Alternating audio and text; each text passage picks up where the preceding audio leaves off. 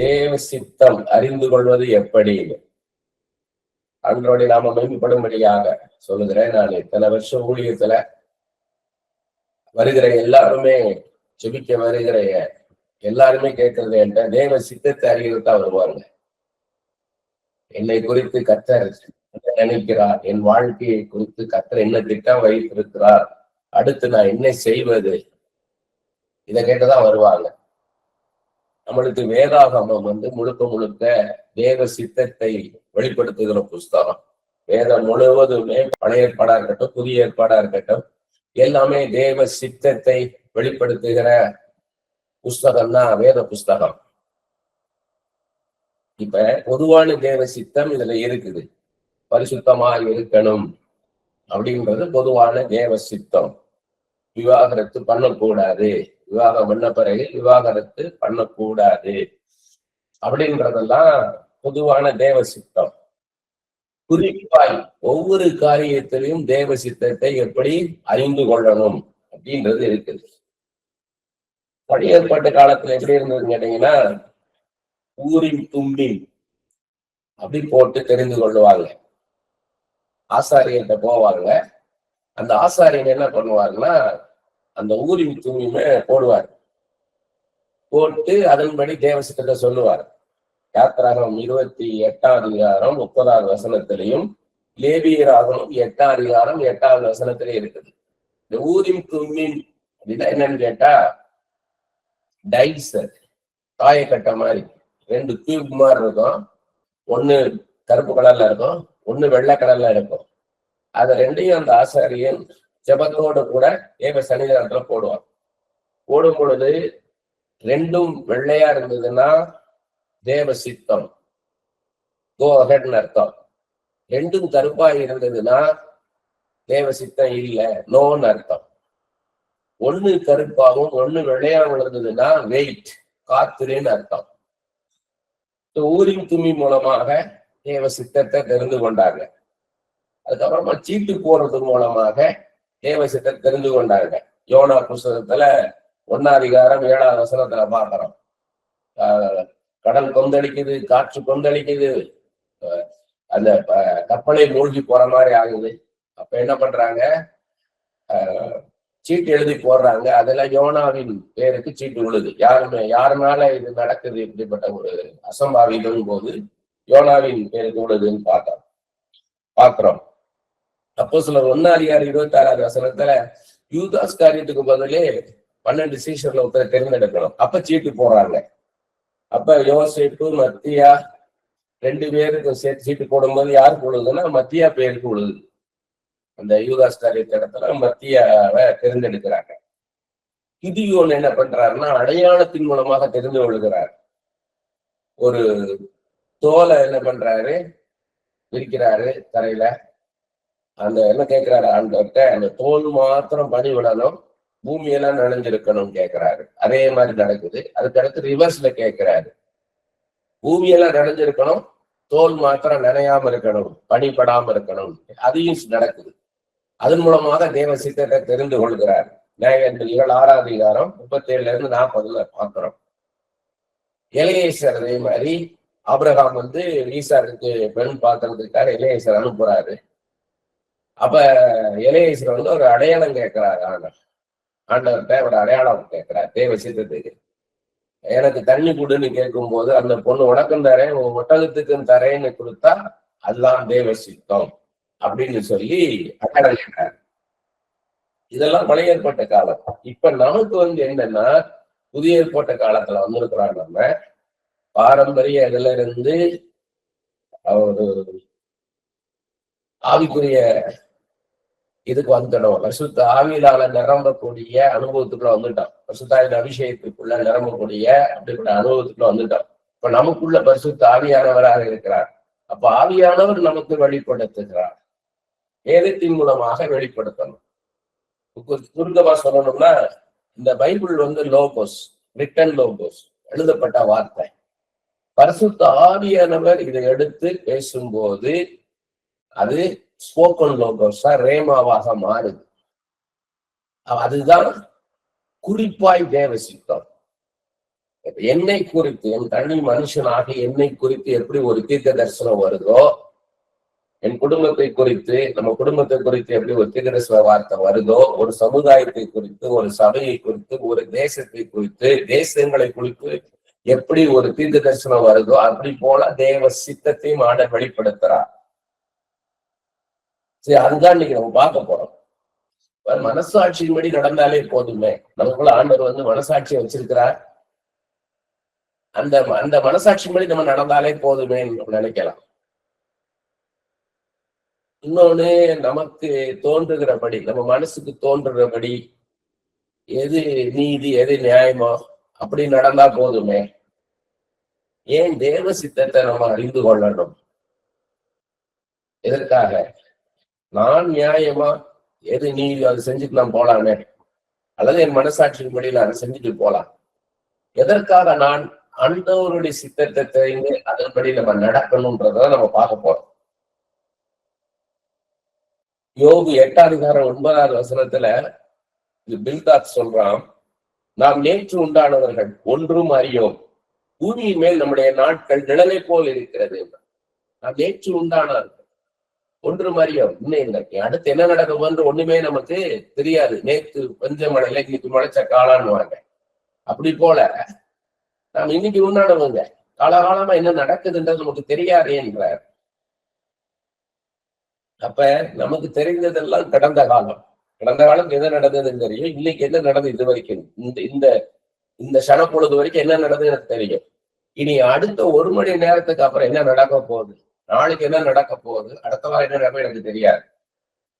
சரி, இப்ப நான் ரட்சிக்கப்படுறதுக்கு முன்னாடி எனக்கு திருமணம் ஆனது. அப்ப எப்படி தேவ சித்தத்தின்படி நடந்தது? இன்னைக்கு என்னுடைய பிள்ளைக்கு நான் தேவ சித்தத்தை, தேவன் கர்த்தத்தை கேட்டு தெரிந்து, பரிசுத்த ஆவியானவர் வேதத்தின் வசனத்தை வைத்து என்னோட பேசி தேவ சித்தத்தை தெரிந்து கொண்டு என் பிள்ளைக்கு நான் எல்லா காரியங்களையும் செய்யறேன். ஆனால் நான் ரட்சிக்கப்படாத போது எனக்கு திருமணமானது. அப்ப எப்படி தேவ சித்தத்தின்படி நடந்தது இல்லைங்கன்னா, நாம் அறியாத போதும் கர்த்தர் தான் நடத்தினார். நமக்கு தெரியல, கர்த்தர் தான் நம்மளை நடத்தினார்னு தெரியல. நம்ம அறியாத போது அவர்தான் நடத்துறாரு. இன்னைக்கு எல்லாம் உலகத்தை பூரா இருக்கிற எல்லாமே நடக்கிறது அவருதான். ஆண்டவரை அறியாத ஒருத்தர் ஒரு பெரிய ஸ்தானத்துல இருந்து நம்ம ஆளுகை செய்யறாரு. அப்ப அவர் அந்த ஸ்தானத்துல வைத்தது யாருன்னா, அதிகாரத்துல பார்வோனை வைத்தது யார், நேபுகாத்நேச்சாரை வைத்தது யார், பெல்ஷாத்சாரின் கருவி வைத்தது யாருன்னு கேட்டா ஆண்டவர் தான். ஆண்டவர் தான் நடத்துறாரு. அப்ப நமக்கு அவங்களுக்கு என்ன வித்தியாசம் கேட்டீங்கன்னா, அவங்களுக்கு தெரியல, ஆண்டவர் நடத்துறாரு. ஆனா அடுத்து என்ன நடக்கும் தெரியாது. அன்சர்டனா தான் போவாங்க. அவங்க வாழ்க்கையில ஒரு திடீர்னு ஒரு திருப்பம் வரும்போது, ஒரு தடை வரும்போது, ஒரு நெருக்கடி வரும்போது அவங்களால அதை நிதானிக்க முடியாது. ஆனா நமக்கு கர்த்தர் என்ன பண்றாருன்னா, அடுத்து வர என்ன நடக்க போகுதுன்றத சொல்லி, இது வழியா போ, இப்படி போ, இப்படி போகாத, இப்படி செய், இப்படி செய்யாத, இந்த வேலைக்கு போ, இந்த வேலைக்கு போகாத, இதோடைய பின்விளைவுகள் இப்படி இருக்கும், இதோடைய என்விரான்மெண்ட் இப்படி இருக்கும், இது உனக்கு ஒத்து வராது, இதுதான் உனக்கு ஒரு ஏரியா ஆஃப் இன்ட்ரெஸ்ட், நீ சுவாரஸ்யமாக இதான் செய்வ, இதைதான் இன்வால்மெண்டோட செய்வ, ஈடுபாட்டோட செய்வ, இதுலதான் நீ நல்லா சக்சஸ்ஃபுல்லா இருக்க முடியும், இதுலதான் உனக்கு திருப்தியா இருக்கும், இதுலதான் உனக்கு திருப்தி கிடைக்கும் அப்படின்னு நம்மளை சொல்லி நடக்கும்போது, நம்ம மன நிறைவோட நம்ம பூர்ண ஒரு முழு மனதோடு கூட அதை நம்ம கடந்து செல்றோம். நம்மளுக்கு பாதுகாப்பானது. தேவ சித்தத்தை அறிந்து நடப்பதுன்றது பாதுகாப்பானது. இன்னும் சொல்ல போனீங்கன்னா, ஏசாயா 55 8-9 சொல்றாரு, என் நினைவுகள் உங்கள் நினைவுகள் அல்ல, உங்கள் வழிகள் என் வழிகளும் அல்லவென்று கர்த்தர் சொல்லுகிறார். நம்மளுடைய வேஸ், தாட்ஸ், நம்மளுடைய தாட்ஸ் அண்ட் வேஸ், நம்ம நினைக்கிறதோ நம்ம நடக்கிறதோ என்னன்னா, அதுவும் ஆண்டவர் நம்மை குறித்து வைத்திருக்கிற நினைவுகளும் வழிகளும் வேற என்றார், இட்ஸ் டிஃபரெண்ட் என்றார். அப்ப நமக்கு உடனே என்ன நினைக்கிறோம்னா, அது வேற இது வேற என்ன, அப்ப நம்ம நினைக்கிறது வேற, நம்ம இப்படி போலான்னு நினைக்கிறது வேற, அவர் நினைக்கிறது வேற, அவர் நமக்கு வச்சிருக்கிற வழி வேற நினைக்கிறோம். ஆனா அவர் என்ன சொல்றாருன்னா, நான் உன்னை குறித்து நான் வைத்திருக்கிற நினைவுகளும் வழிகளும் மேலானவைகள் அப்படின்ற அதை அடுத்த வசனம் சொல்றாரு. பூமியை பார்க்கிலும் வானங்கள் எப்படி உயர்ந்திருக்கிறதோ, பரலோகம் எப்படி உயர்ந்திருக்கிறதோ, அப்படியே உங்கள் வழிகளை பார்க்கிலும் என் வழிகளும், உங்கள் நினைவுகளை பார்க்கிலும் என் நினைவுகளும் உயர்ந்திருக்கிறது என்றார். உன்னை குறித்து மேலான நினைவுகளையும் அதற்கான மேலான வழிகளை நான் வைத்திருக்கிறேன். அதுக்கு நேரம் கடந்து வாழ்றார். நிறைய பேர் பார்த்தீங்கன்னா என்னால முடியாது, எனக்கு இதுதான் பண்ண முடியும், எனக்கு அது வராது, இது வராதுன்னு நினைக்கிறோம். ஆனா நம்மை கொண்டு பெரிய காரியங்களை செய்வதற்கு அவர் ஆயத்தமா இருக்கிறார். அதுதான் சொல்றாரு. ஏசாயா 64:4 வசனத்துல சொல்றாரு, தேவனே உமக்கு காத்திருக்கிறவர்களுக்கு நீ செய்பவைகளை நீரே அல்லாமல் உலக தோற்றம் முதற்கொண்டு ஒருவரும் கேட்டதும் இல்லை, செவியால் உணர்ந்ததும் இல்லை, அவைகளை கண்டதும் இல்லை. இத பவுல் சொல்றாரு 1-2:9 எழுதியிருக்கிறபடி. இதையே ஏசாயா சொன்னதே அவர் சொல்றாரு. தேவன் தம்மில் அன்பு கூறுவர்களுக்கு ஆயத்தம் பண்ணினவர்களை கண் காணவும் இல்லை, காது கேட்கவும் இல்லை, அவைகள் மனுஷனுடைய இறுதி தோன்றவும் இல்லை. நமக்காக கர்த்தர் ஒரு வாழ்க்கையை வைத்திருக்கிறார். அதை குறித்து நாம் அறிந்து கொள்ளணும்னு விருப்பப்படுறார். அதை தெரிந்து கொண்டு அந்த வாழ்க்கையை நீ வாழு, அந்த பாதையில நீ வாழ்ற. அதுதான் தேவ சித்தம், தேவ நடக்குதல், தேவ பிரமாணம். எப்படினாலும் சொல்லலாம். இது வேற பிரமாணம்னு சொல்லலாம், தேவ நடத்துதல்னு சொல்லலாம், தேவ சித்தம்னு சொல்லலாம். நாம அழிவுக்கு நேரா போய்விடக் கூடாதுன்றதான் ஆண்டவருக்கு விரும்புறார். ஏன்னா ஒரு இடத்துல சொல்றாரு பாருங்க, உபாகம் 30:15-20 வசனத்துல சொல்றாரு, உனக்கு முன்பாக ஜீவனும் நன்மையும் இருக்குது, மரணமும் தீமையும் இருக்கின்ற. அதாவது நீ நன்மையானது ஒரு பக்கம் இருக்கு, தீமை ஒரு பக்கம் இருக்குது. நன்மையான வழியில போனா ஜீவனும் இருக்கலாம், தீமையான வழியில போனா மரணம் தான் அங்க இருக்குது.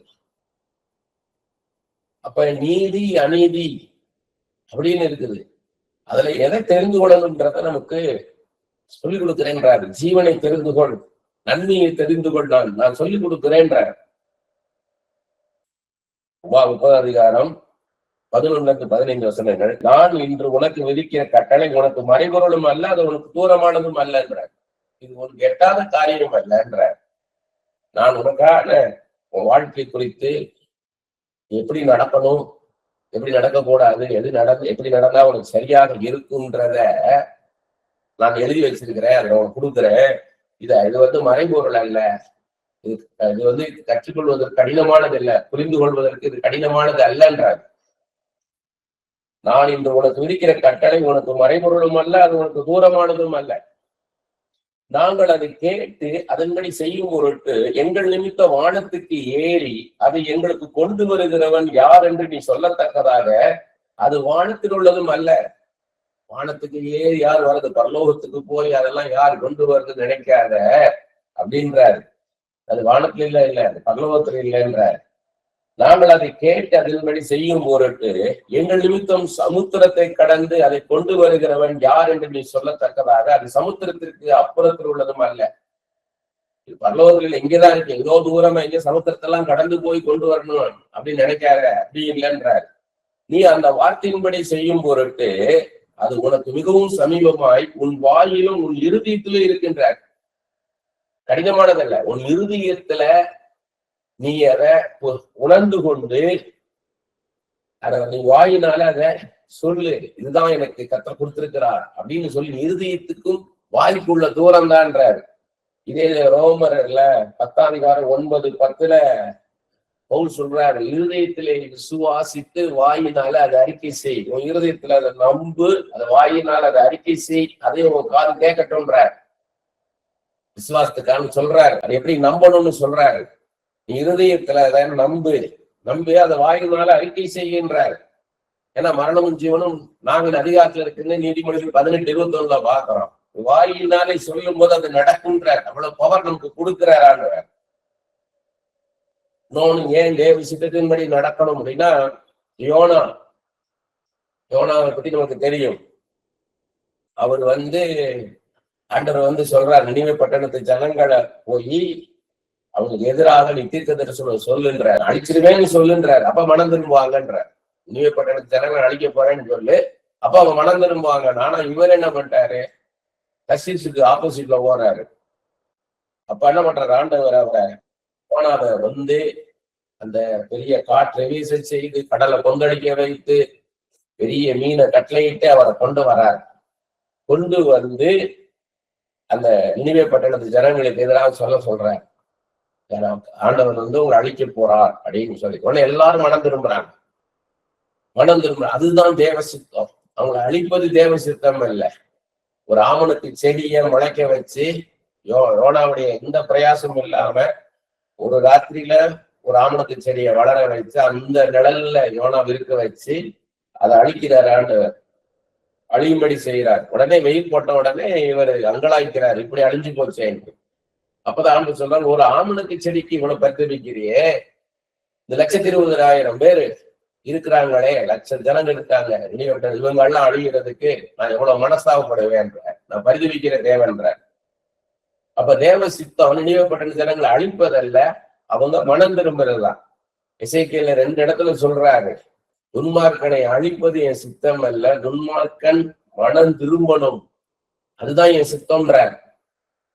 ஒருவனு கெட்டு போவது பிதாவின் சித்தம் அல்லன்றார். எல்லாரும் மனம் திரும்பணும், எல்லாரும் பரலோகம் வரணும்ன்றதான் தேவ சித்தம்ன்றார். அதே மாதிரி எசேக்கியா ராஜாட்ட ஏசாயா விட்டு சொல்றார், 3 நாள்ல உன்னை ஆண்டவர் எடுத்துக்கொள்ள போறாரு. உடனே எசேக்கியா ராஜா அழுகிறார், நான் இளம் பிராயத்துல இருந்து எப்படி மன உண்மையா இருந்தேன், நீதி நேர்மையா இருந்தேன், அதை நீர் அறிவீர்னு சொல்லி அழுத போது உடனே ஏசாயா சொல்றாரு, திரும்பி போய் 15 வருஷம் உங்களை கூட்டி கொடுப்பேன்னு சொல்லுன்றார். உன் கண்ணீரை கண்டேன், விண்ணப்பத்தை கேட்டேன், உனக்கு 15 வருஷங்களை நான் கூட்டி கொடுப்பேன்னு சொல்லுன்றார். அப்ப தேவ சித்தம் 15 வருஷங்களை கூட்டி கொடுக்கறதுதான். அப்பதான் 12 வருஷம் கழிச்சு மனாசே பறக்கிறார். மனாசே வந்து அந்த 15 வருஷத்துலதான் மனாசே பறக்கிறார். அவருக்கு ஒரு வம்சம் அங்க தொடங்குது. அப்படி நம்ம பாக்குறோம். அப்ப இன்னொரு காரியம் என்னன்னா, தேவ சித்தம் நம்ம வந்து அறிகிறது கடினமான காரியம் இல்லைன்றத சொல்றாரு. அது வேதமாக நமக்கு எழுதி கொடுத்திருக்கிறார். அதை குறித்து நம்ம பார்க்க போறோம். 26:39 எல்லாருக்கும் தெரியும். கெத்செமனே தோட்டத்தை என்ன சொல்றாரு, இந்த பாத்திரம் என்னை விட்டு நீங்க குடும்பம் நீங்கும்படி செய்யும், ஆகியும் என் சித்தத்தின்படி எல்லாம் உம்முடைய சித்தத்தின்படி ஆக கடவுது என்று ஜெபம் பண்ணினேன்றார் இயேசு கிறிஸ்து. என் சித்தத்தின்படி எல்லாம் உங்களுடைய சித்தத்தின்படி ஆக கடவுது அப்படின்னு சொல்லி ஜெபம் பண்ணேன்றாரு. என் சித்தத்தை நாடுங்கன்றதுக்கு ஒரு முன்மாதிரியா நமக்கு இதை காமிக்கிறார். எபேசியர் 5:10 கர்த்தருக்கு பிரியமானது இன்னதென்று தெரிந்து கொள்ளுங்கன்றாரு. அதே எபேசியர் 5:17 கர்த்தருடைய சித்தம் இன்னதென்று அறிந்து கொள்ளுங்கன்றார். கர்த்தருடைய சித்தம் என் வாழ்க்கையில என்னன்றதை தெரிந்து கொண்டு அதன்படி நடங்க, அதன்படி வாழுங்கன்றார். ஏன்னா அது ஜீவனை தருகிற சந்தோஷமான, சமாதானமான, பாதுகாப்பான ஒரு வாழ்க்கைன்றதான் சொல்றாரு. சுய இஷ்டப்படி நீங்க போனீங்கன்னா கஷ்டப்படுவீங்கன்றார். நான் சொல்லுகிறபடி போங்கன்றார். அதைய தெரிஞ்சுக்கோங்க. ஏன்னா நம்மளை சிருஷ்டித்த தேவன் அவரை வந்து சொல்றாரு, 2 இடத்துல சொல்றாரு. எரேமியா 18:6 சொல்றாரு, இதோ இஸ்ரவேல் வீட்டாரே, களிமண் கொயவன் இருக்கிறது போல நீங்கள் கையில் இருக்கிறீர்கள். எப்படி இருக்கும்னா களிமண் மாதிரி இருக்கும்ன்றார். அவர் கொயவன், பரம கொயவன், என் கையில களிமண் போல இருக்கீங்கன்றார். அதே இது ஏசாயா 64:8 சொல்றாரு, இப்பொழுதும் கர்த்தாவே நீர் எங்களுடைய பிதா, நாங்கள் களிமண், நீர் எங்களை உருவாக்கினவர், நாங்கள் அனைவரும் ஒரு கரத்தின் கிரியை. எப்படி சொல்றாரு பாருங்க. நாங்கள் திரும்பவும் சொல்றாரு, ஆதியாகமம் 2:7 சொல்றாரு, அவர் அவருடைய சாயலின்படி, அவருடைய ரூபத்தின்படி நம்மளை உருவாக்கி இருக்கிறார். அப்ப நம்மளை உருவாக்குனவர் நம்மள ஒரு தரிசனத்தோடு உருவாக்கி இருக்கிறார்.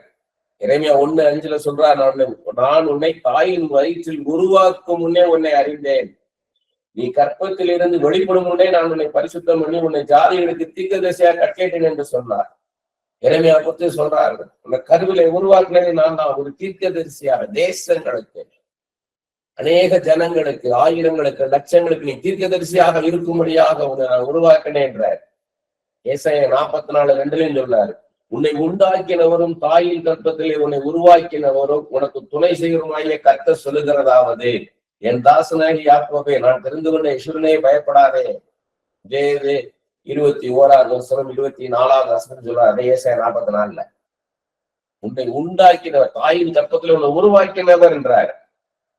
ஏசாயா 43:1 சொன்னார் பாருங்க, இப்போதும் யாக்கோபே உன்னை சிருஷ்டித்தவரும் இஸ்ரவேலே உன்னை உருவாக்கினுமாய கர்த்தர் சொல்லுகிறதாவது. நம்ம உருவாக்கினவர். சங்கீதம் 139:15-16 தாவீது சொல்றாரு, நான் ஒளிப்படத்திலே உண்டாக்கப்பட்டு பூமியின் தாழ்விடங்களே விசித்திர வினோதமாய் உருவாக்கப்பட்ட போது என் எலும்புகளுக்கு மறைவாய் இருக்கவில்லை. என் கருவியுடைய கண்கள் கண்டது. என் அவயங்களில் ஒன்றாயும் இல்லாத போதே அவைகள் அனைத்தும் அவைகள் உருவேற்படும் நாட்களும் ஒரு புஸ்தகத்தில் எழுதியிருந்தது. நம்மளை உருவாக்குனவர் அவர். நம்மளை உருவாக்குனவர் ஒரு தரிசனத்தோடு உருவாக்கி இருக்கிறார். அந்த ஒரு விஷன், அவருக்கு ஒரு தரிசனம் இருக்கு. என்னை குறித்த ஒரு தரிசனம் இருக்கு. உங்கள் ஒவ்வொருத்தரை குறித்த ஒரு தரிசனம் இருக்குது. அதை தெரிஞ்சுக்கோங்கன்றார். அதனால சொன்னார், என் சித்தத்தின்படி நான் உங்களுடைய சித்தத்தின்படி ஆக கடவுதுன்னு நான் ஜெபம் பண்ணேன்றாரு. மத்த 8வது முதல் 3 வசனத்துல பாக்குறோம். ஒரு குஷ்டரோகி வந்து உனக்கு சித்தம் உண்டானால் என்னை சுத்தமாக்கணும் போது இவர் என்ன சொல்றாரு, உனக்கு இஷ்டமானால், உனக்கு பிரியமா இருந்தா, நீ விருப்பப்பட்டா என்னை சுகமாக்கணும் கேட்டான், சித்தம் உண்டு சுத்தமாகுன்னு சொன்னேன்றார். நம்ம 24:1 சொல்றாரு, இஸ்ரவேலை ஆசீர்வதிப்பே எனக்கு பிரியம். நம்ம சுகமா இருக்கணும், நல்லா இருக்கணும்னு நினைக்கிறார். ஆனால் நம்ம குறைந்த அறிவின்படி நம்ம என்ன பண்றோம்னு கேட்டீங்கன்னா, ராங் ரூட், தவறான வழியை நம்ம தெரிந்தெடுக்கிறோம். சுயமாக நம்ம என்ன பண்றோம், தெரிந்தெடுக்கிறோம். அப்பதான் கஷ்டம் வருது. இப்ப அந்த கஷ்டம் வரும்போது நீங்க யோசிச்சு பார்த்தீங்கன்னா தெரியும், நாம் சுயமாக நடந்ததுனாலதான் இந்த கஷ்டம். கஷ்டத்தை கேட்டு அவருடைய சித்தப்படி நடந்திருந்தோம்னா இந்த கஷ்டம் வந்திருக்காது. சரி, ஏன் அப்படி நடக்குது அப்படின்னு கேட்டீங்கன்னா, சுயாதீன பிரமாணம் தான். இது அங்க ஏதேன் தோட்டத்துல இருந்து நடந்தது. நமக்கு சுயாதீனத்தை வச்சிருக்கிறார். யாக்கோபு 1:25 வசனத்திலையும், யாக்கோபு 2:12 வசனத்திலையும், கலாத்தியர் 5:13 வசனத்திலையும், 1 பேதுரு 2:16 வசனத்திலும் நமக்கு ஒரு சுயாதீனத்தை கொடுத்திருக்கிறார். ஃப்ரீவில். நாம் எதைனாலும் செய்யலாம் நம்ம இஷ்டப்படி. நம்மளை ஒரு அடிமையை போல ஆண்டவர் உருவாக்கல. இப்படிதான் நடக்கணும், இப்படி நடக்கக்கூடாது அப்படின்னு நம்மளை நடக்கல அவரு. நானாக எந்த வழியும் தெரிந்தெடுத்து போகலாம்.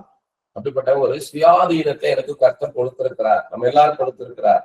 நம்ம எந்த வழியும் போகலாம். நம்ம இடதும் போகலாம், வலதும் போகலாம், வடக்கும் போகலாம், தெற்கும் போகலாம், கிழக்கும் போகலாம், மேற்கும் போகலாம். ஆனால் நாம் அவற்றை கேட்டு தெரிந்து கொள்ளணும் விரும்பப்படுறார். நான் எந்த வழி போனா சரியாக இருக்கும். அநேகர் பார்த்தீங்கன்னா, கொடுக்குற விஷயத்துல நான் கொடுப்பேன், எல்லாருக்கும் கொடுப்பேன்னு சொல்லி கொடுத்து தரித்திரரானவங்க இருக்கிறாங்க. அவங்க நினைக்கிறாங்க நம்ம மற்றவங்க நம்மளை பெருசா பார்க்கணும், தாராளமா கொடுப்பாங்க. மனுஷர்கள் அவங்க புகழணும்னு சொல்லி முகஸ்துதிக்காக கொடுத்தவங்க. கொடுத்து பார்த்தீங்கன்னா கடைசியில எல்லாவற்றையும் இழந்து போனார்கள். அநேகர் சுயமாக போய் அழிவுக்கு நேரா போயிட்டாங்க. அதனாலதான் சொல்றாரு, என்கிட்ட கேளு, நான் போக வேண்டிய வழி என்னன்னு என்ன கேளுன்றார்.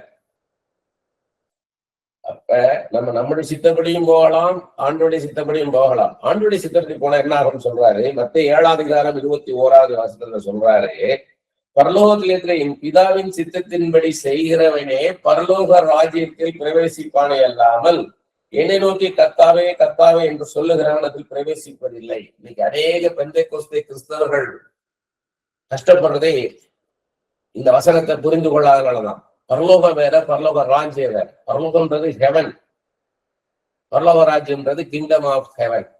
அதாவது கர்த்தருடைய ராஜ்யம்ன்றது நமக்குள்ள இருக்கு. ரோமர் 14:27 சொல்றாரு, அது நீதியும் சமாதானமும் பரிசுத்த ஆவியினால் உண்டாகும் சந்தோஷமாக இருக்கிறது. லூக்கா 17:21 சொல்றார், தேவனுடைய ராஜ்யம் உங்களுக்குள் இருக்கிறேன்றார். மத்தேயு 6:33 முதலாவது தேவனுடைய ராஜ்யத்தையும் என்னுடைய நீதியும் தேடுங்கள், அப்பொழுது எல்லாம் உங்களுக்கு கூட கொடுக்கப்படும்ன்றார். 1 Corinthians 4:20, 1 Corinthians 15:50 சொல்றாரு. அது மாம்சமும் ரத்தமும் கிடையாது, இது வெளிப்புறமான வாழ்க்கை இது கிடையாது, உங்களுக்குள்ள இருக்குது தேவனுடைய ராஜ்யம்ன்றது. அப்ப பரலோகத்திலே என் பிதாவின் சித்தத்தின்படி செய்கிறவன் தான் பரலோக ராஜ்யத்துக்குள்ள பிரவேசிக்க முடியும். அந்த நீதி உள்ள வாழ்க்கை, சமாதானமான வாழ்க்கை, ஆண்டவரே கொடுக்கிற சந்தோஷமான ஒரு வாழ்க்கையை ஒருத்தர் வாழணும்னா கர்த்தருடைய சித்தப்படி நடந்தாதான் முடியும். சுயமாக நடந்தா முடியாது. அதான் சொல்றாரு, என்னை நோக்கி கர்த்தாவே கர்த்தாவே என்று சொல்லுகிறவனால் பிரவேசிப்பதில்லை. ஆண்டவரே ஆண்டவரேன்றாங்க, ஆனா அவர் சொல்ற மாதிரி நடக்கிறது இல்லை. அது மத்திய 7 24 27 சொல்றாரு. லூக்கா 6 46 49 சொல்றாரு. ஆண்டவரே ஆண்டவரேன்னு சொல்றீங்க, அப்ப நீ ஆளுகிறவரே ஆளுகிறவரேன்னு சொல்றீங்க, ஆனா நான் சொல்ற மாதிரி நடக்கிறது இல்லையே. நான் சொல்றதை நடந்தேனா நீ கண்மலை மீது கட்டப்பட்டவனாய் இருப்ப. பெரு வெள்ளம் வந்தாலும் புயல் அடிச்சாலும் நீ அசையாம இருப்ப. கண்மலை மீது கட்டப்பட்டவனா இருப்ப. ஏன்னா மணல் மீது கட்டப்பட்டவனாய் இருப்ப. உன் வாழ்க்கை மணல் மீது கட்டப்பட்டா இருக்கும். பெரு வெள்ளம் வரும்போது அடிச்சுட்டு போயிரும், அழிந்து போவாய். இதுதான் ஆண்டவருடைய சித்தப்படி செய்யணும். ஒருவேளை தேவ சித்தத்துக்கு எதிராக கடந்த காலத்துல காரியத்தை செஞ்சிருந்தோம்னா, ஆண்டவரே நீ மன்னிங்கப்பா, உடைய சித்தத்தை நான் அறியாது செய்துட்டேன் ஆண்டவரே, என் சுயமாக நான் நடந்துட்டேன் ஆண்டவரே, என்னை மன்னியும் ஐயா, என்னை மன்னியும். நான் கஷ்டப்படுறது தேவ சித்தப்படி நடக்காம என் சுய சித்தத்தின்படி நான் நடந்ததுனால, சுய இஷ்டப்படி மனமோட போக்குல நான் நடந்ததுனால நான் இப்ப கஷ்டப்படுறேன் ஆண்டவரே. இப்ப நான் புரிந்து கொண்டேன் தேவ சித்தம் எவ்வளவு முக்கியம், எவ்வளவு அவசியம் என்பதை நான் புரிந்து கொண்டேன். என்னை மன்னிங்கப்பா. நான் நிச்சயமாக மன்னிப்பார். ஆனால் அடுத்து கர்த்தர் செயல்படு வர காத்திருக்கணும். அந்த மெச்சூரிட்டி வரணும். அதான் ஆவிக்குரிய முதிர்ச்சி. கர்த்தருடைய சித்தப்படி நடக்கணும் ஆண்டவரே உட்காரணும். அப்போஸ்தலர் 13:22 சொல்றாரு இல்லையா, தாவீதை என் இருதயத்துக்கு ஏற்றவனாக கண்டேன், என் சித்தத்தை அவன் செய்வான்றார். A man after God's own heart என்றார். எல்லாத்தையும் ஆண்டவர் ஆண்டவர்கிட்ட கேட்கிறார். தாவீது 16 பாருங்க, யோசுவா சொல்றாரு பாருங்க, யோசுவா 24:15 நானும் என் வீட்டார் மட்டும் கர்த்தரையே சேவிப்போம். அதுலதான் நிறைய பேருடைய குடும்பம் கஷ்டப்படுறது எதுனாலதான் அவங்க திருமண வாழ்க்கை. இவங்க இயேசுவ தெய்வமும் வணங்குறாங்க, ஆனா அந்த பையனோ பொண்ணோ எதிர்ப்பாளரிடம் பண்றாங்கன்னா அவங்க இயேசு இல்லாத ஒரு விக்கிரத்தை வணங்குறாங்க. இவங்க என்ன பண்றாங்கன்னா, பரவாயில்ல நீ ஒயின் தெய்வத்தை வணங்கிக்கோ, தெய்வத்தை நீ வணங்கிக்கோன்னு சொல்லி சேர்ந்துடுறாங்க. கடைசிக்கு போராடுறாங்க. இவங்க கொஞ்ச நாளைக்கு அப்புறம் கர்த்தர் அவசியம், உண்மையான தெய்வம் இயேசுதான், ஜீவனுள்ள தெய்வம் அவர்தான், மெய்யான தெய்வம்னு சொல்லி வரும்போது அவங்க வாழ்க்கை துணை அதுக்கு உடன்பட்டு வரமாட்டேங்குது. அப்ப என்ன ஆகுதுன்னா, வாழ்க்கையில பிரச்சனை வருது. திருமணம் நடந்தா போதுன்றதுக்காக தெய்வத்தை விட்டுட்டு திருமணம் செஞ்சு கொள்ளுகிறாங்க, தெய்வத்தை ஒதுக்கிடுறாங்க. நானும் நீ சேர்ந்தா போதும், அதுக்கு தெய்வம் ஒரு தடையா இருக்க வேண்டாம், தெய்வத்தை தூக்கிடு சேர்ந்துருவோன்றாங்க. அதுக்கப்புறம் தெய்வம் உள்ள வரும் பொழுது பிரச்சனை வருது, போராடுறாங்க. அப்ப கர்த்தருக்கு பயந்து ஒரு வாழ்கிற ஒரு மனுஷிய திருமணம் செய்வது எவ்வளவு மேலான காரியம். ஏன்னா அவன் எல்லாமே என்ன வேதத்தின்படி நடப்பான், வேதத்தின்படி நடப்பா. கணவனா இருந்தா நடப்பா, மனைவியா இருந்தா வேதத்தின்படி நடப்பாங்க. அப்ப ஒரு பிரச்சனையும் கிடையாது. நான் நீன்ற ஈகோ வராது அங்க. நான் என்னுடைய ராஜ்யமோ ஓ ராஜ்யமோ இல்ல, கர்த்தர் என்ன சொல்லுகிறார், வேதம் என்ன சொல்லுகிறது. சின்ன சின்ன காரியத்துக்கு தேவ சித்தம் என்ன, வேதம் என்ன சொல்லுதுன்படி நடந்தா அந்த குடும்பத்துல பிரச்சனையே கிடையாது. சமாதானத்தின் தேவன், சமாதானத்தின் ராஜா, சமாதானத்தின் பிரபு யெகோவா ஷாலோம் சமாதானத்துக்கு ஏதுவான வழியில நடத்துவாரு.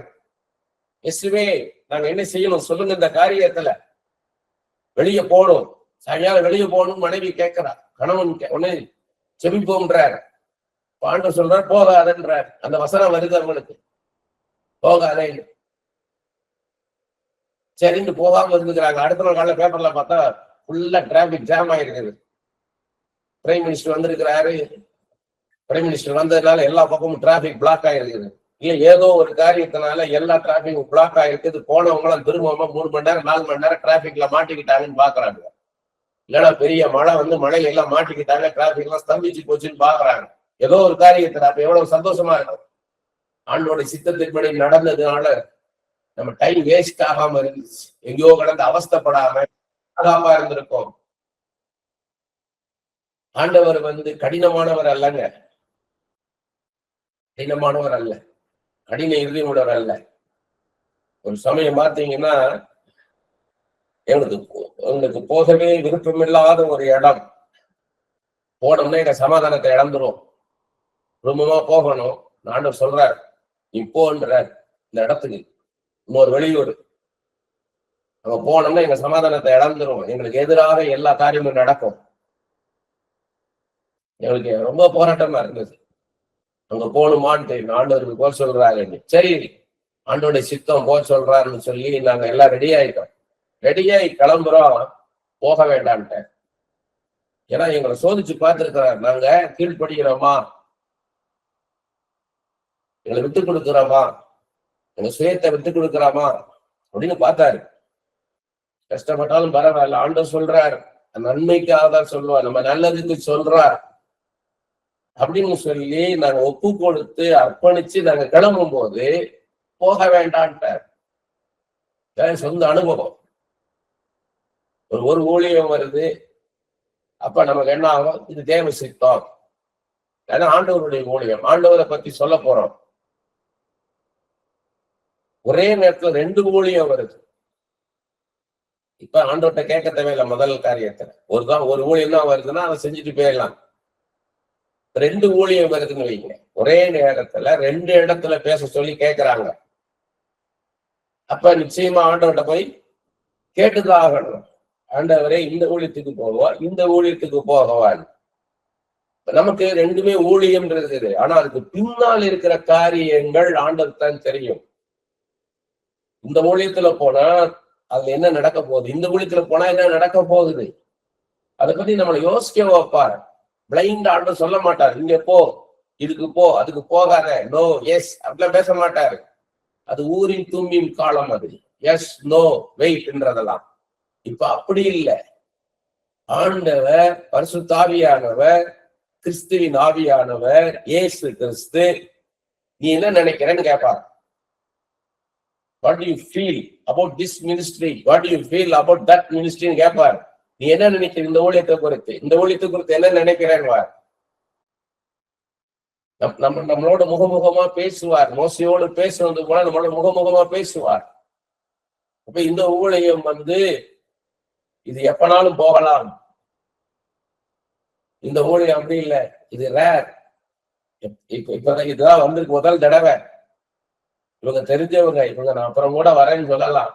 இவங்க என்னன்னா இப்பவும் கூப்பிடலாமே கூப்பிட்டு இருக்காங்க. ஆனா இவங்க அத்தியாவசியமா கூப்பிடுறாங்க. இவங்க ஒருத்தர் கூப்பிடணும், அப்ப நம்ம கூப்பிட்டுருக்காங்க, பேசும்போது வாங்கன்னு கூப்பிட்டு இருக்காங்க. இவங்ககிட்ட நம்ம சொல்லலாம், போஸ்ட்போன் பண்ணலாம், நான் இன்னொரு தடவை வரேன்னு. ஆனா இவங்களுக்கு நம்மள ரொம்ப எதிர்பார்ப்போடு கூப்பிடுறாங்க. அப்போ அப்படி போகும்போது பாத்தீங்கன்னா ஒரு பெரிய விளைச்சலை பார்ப்போம் நாம.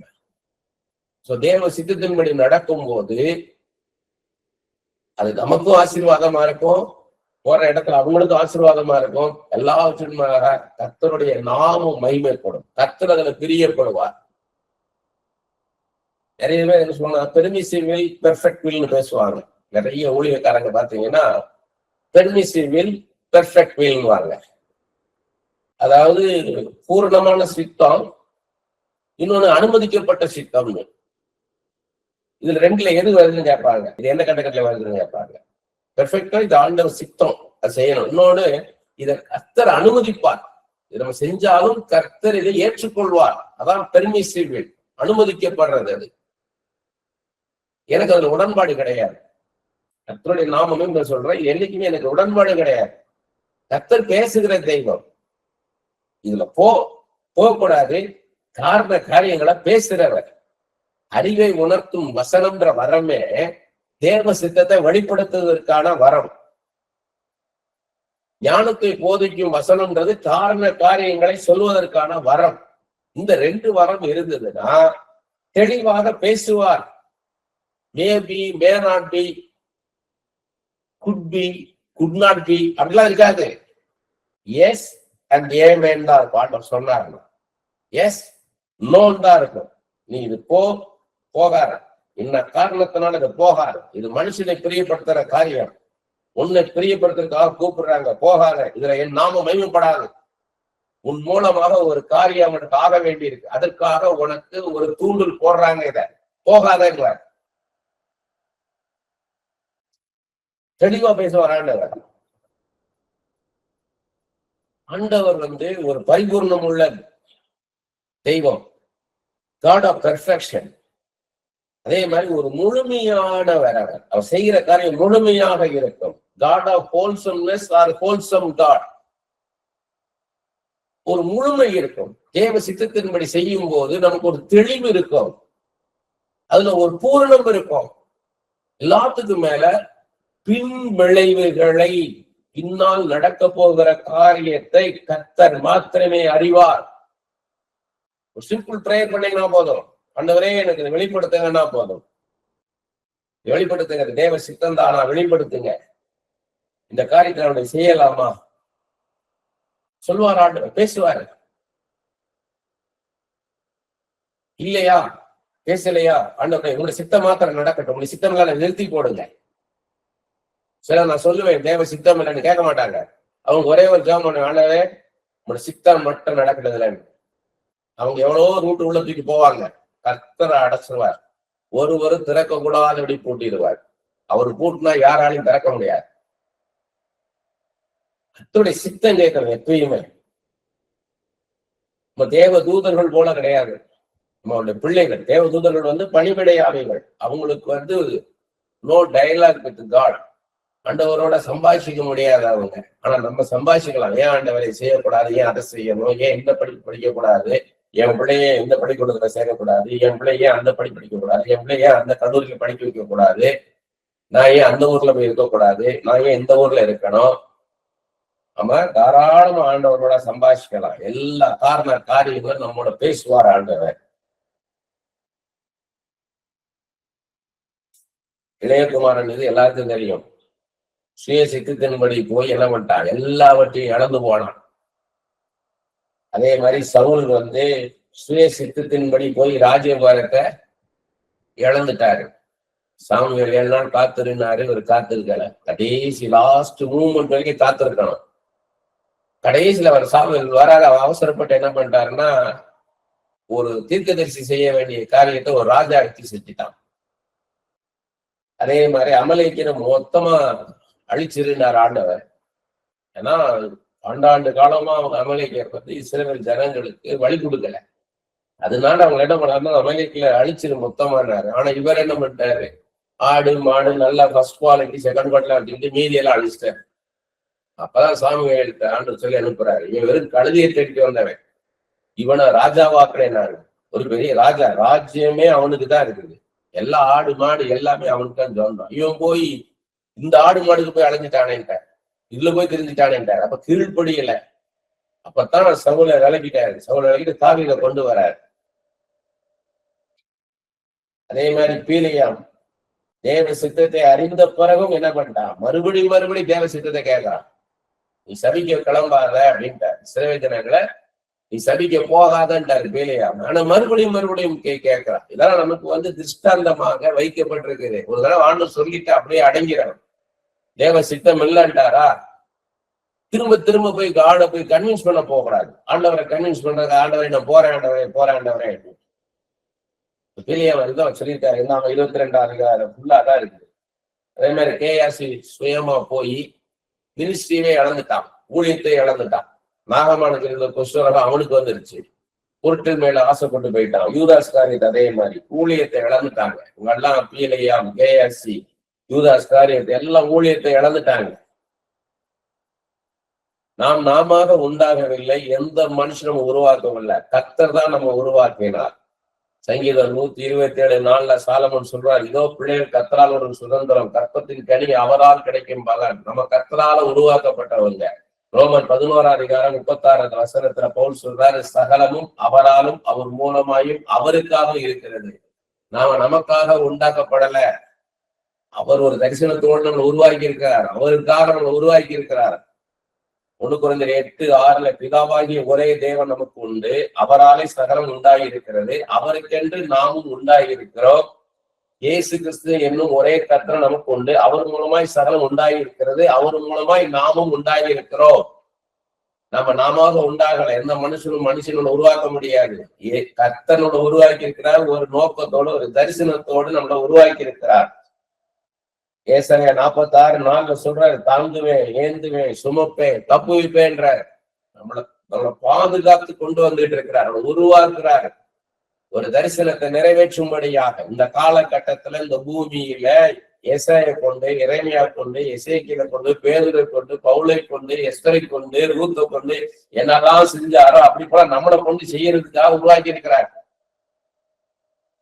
எத்தனை பேருக்கு ரூத் ஆசீர்வாதமா இருந்திருப்பாங்க. எஸ்தர் அந்த தேசத்துக்கே ஆசீர்வாதம், தெபோரால் அந்த தேசத்துக்கே ஆசீர்வாதம். அப்படி போல நம்மளை ஆண்டவர் உருவாக்கி கொண்டு வந்திருக்கிறார். அதை நம்ம உணர்ந்து கொண்டு அந்த சித்தத்தின்படி நம்ம நடந்தா மிகுந்த ஆசீர்வாதம் மற்றவங்களுக்கு.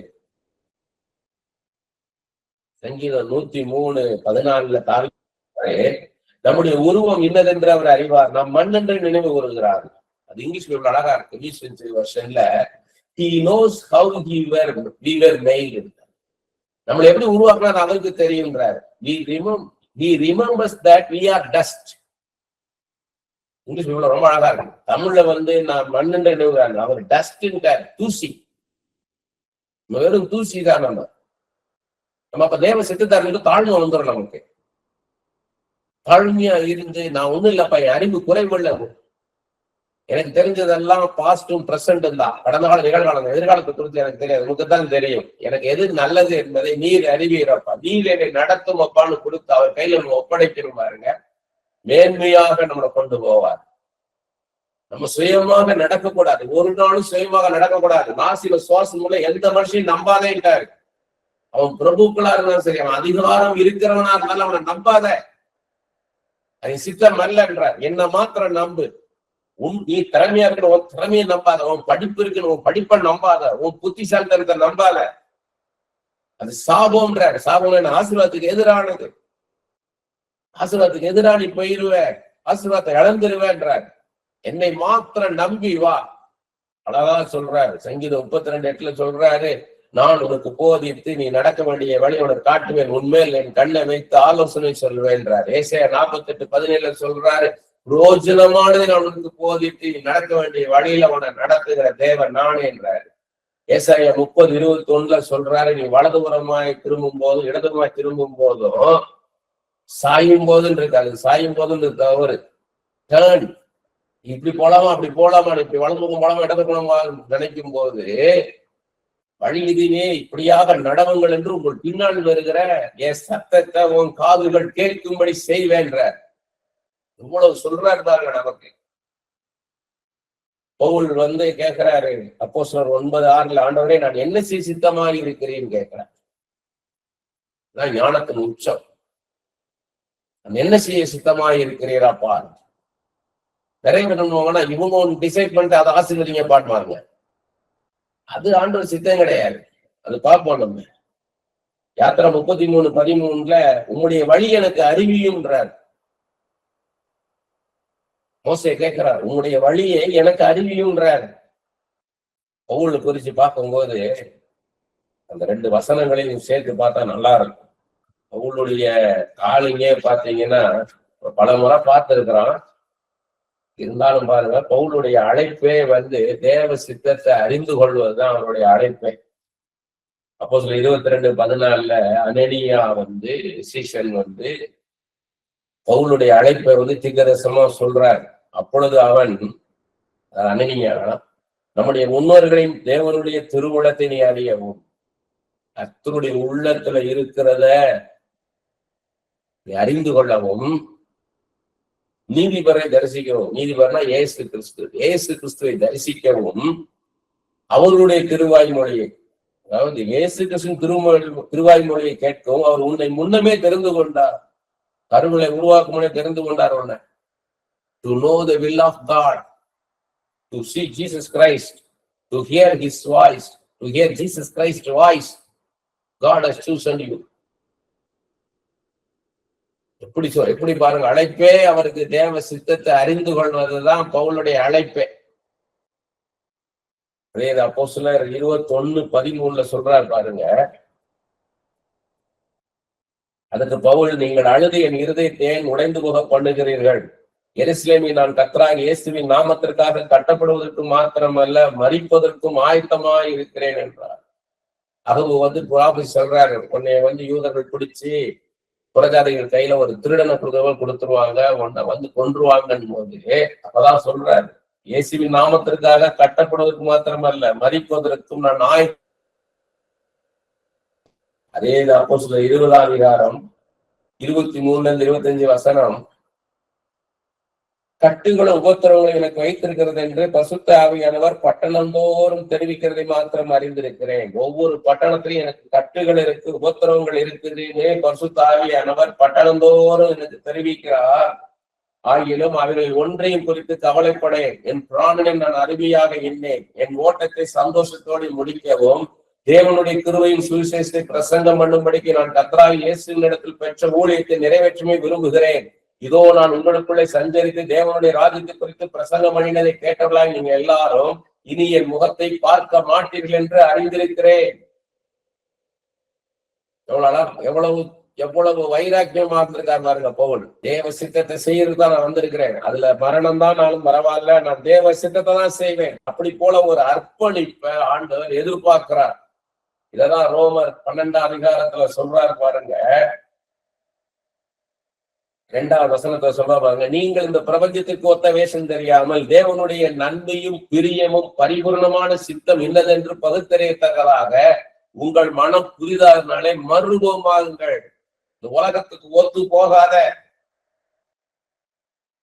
உலக மனுஷன் சொல்றான்றதுக்காக அதன்படி நடக்காத, தேவனுடைய நன்மையும் பிரியமும் பரிபூர்ணமான சித்தம் இன்னதென்று பகுத்தறியத்தக்கதாக உங்கள் மனம் புதிதாக மைண்ட பத்தி சொல்றாங்க, அண்டர்ஸ்டாண்ட் பண்றத பத்தி சொல்றாரு, புரிந்து கொள்வதை பத்தி சொல்றாருங்க. நம்மளுடைய ஆவியில தேவ சித்தத்தை ஆண்டவர் வெளிப்படுத்துவார். நம்ம மனம் அதை புரியணும். கிறிஸ்து இயேசுவின் சிந்தை நம்மளுக்கு இருக்கணும். இயேசு கிறிஸ்து இந்த இடத்துல இருந்தா என்ன செய்வார்? ஒரு பிசினஸ் பண்றீங்க, பார்ட்னர்ஷிப் போடணும்னு நினைக்கிறீங்க, இன்னொருத்தரோட சேர்ந்து பண்ணலாம்னு சொல்றதெல்லாம் ரொம்ப நல்லா இருக்குது. நீங்க பணத்தை பத்தி கவலையே படாதீங்க, மொத்த பணம் நான் இன்வெஸ்ட் பண்றேன், நீங்க ஒர்க்கிங் பார்ட்னரா இருங்க. நீங்க பிசிக்கலா நீங்க எல்லாம் பார்த்து போங்க, சரீர ரீதியாக பணம் பூரா நான் முதலீடு பண்றேன்னு நல்லா தான் தெரியுது, நமக்கு நம்ம மனசுக்கு சரியாதான் தெரியுது. ஆனா ஆண்டவர்கிட்ட போய் நிக்கணும். நீங்க ஆண்டவரே என்னோட சித்தம் தானா, இவரோட நான் பார்ட்னர்ஷிப் போறது என்னுடைய சித்தமானு கேட்கணும். அப்ப ஆண்டவர் என்ன பேசுவார்னு கேட்டீங்கன்னா, அந்த மனிதன் யார்?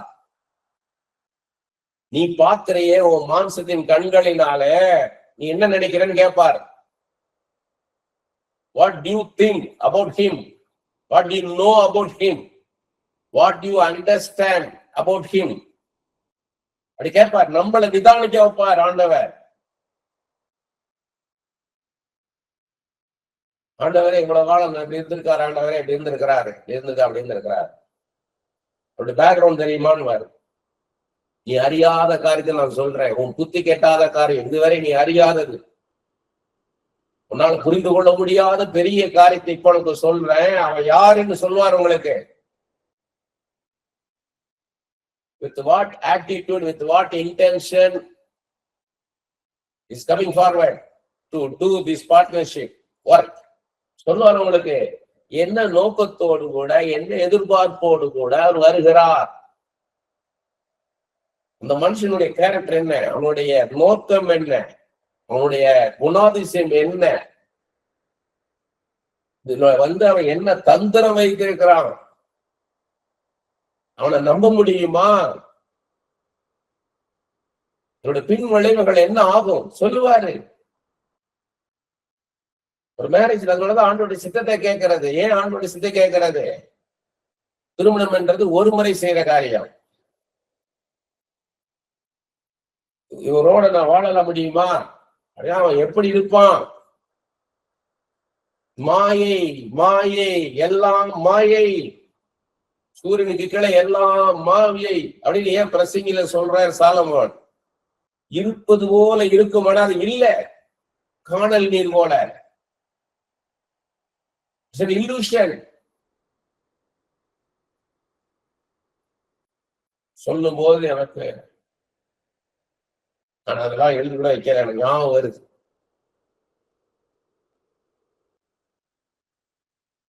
ஒரு 10-15 வருஷத்துக்கு முன்னாடி மிகப்பெரிய கோடீஸ்வரன் வந்தார். வெளியூர்ல ஒரு சபையில நான் பிரசங்கம் பண்றதை கேட்டுட்டு தேடி வந்தார். வந்துட்டு சொன்னாரு, ஒரு பெரிய ஒரு மிகப்பெரிய கோடீஸ்வரன் ஒருத்தரோட நான் பார்ட்னர்ஷிப்ல போக போறேன். ஒரு ஸ்டேட் கவர்மெண்ட் சென்ட்ரல் கவர்மெண்டோட சேர்ந்து கொலாபரேஷன், அது கோடி கோடியா பணம் வர்றதுல அதுல எத்தனையோ பேரு சேர்ந்திருக்கோம் நாங்க அப்படின்னு சொல்றாரு. ஆனா எனக்கு ஆண்டு சொல்றாரு, அந்த குறிப்பிட்ட மனுஷன் இவங்களெல்லாம் ஏமாத்திட்டு போக போறான்ட்டு.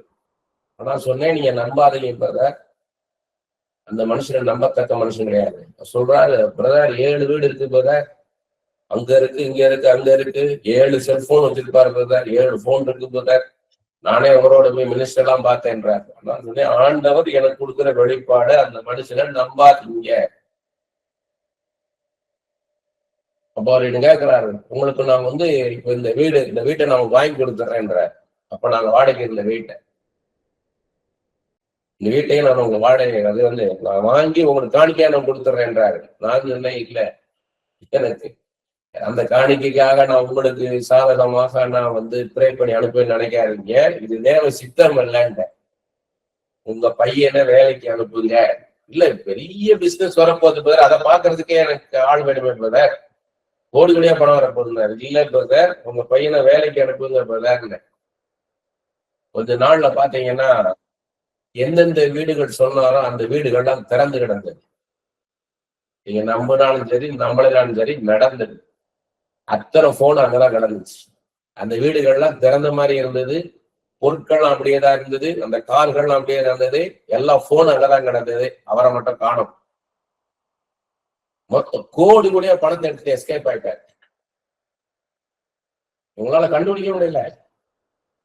யாரெல்லாம் பணம் போட்டாங்களோ அவரெல்லாம் இவரை தேடுறாங்க. இவர் மறைந்த வாழ்க்கை, சொத்தெல்லாம் வித்து கோடி கோடியா பணம் அவ்வளவும் போச்சு.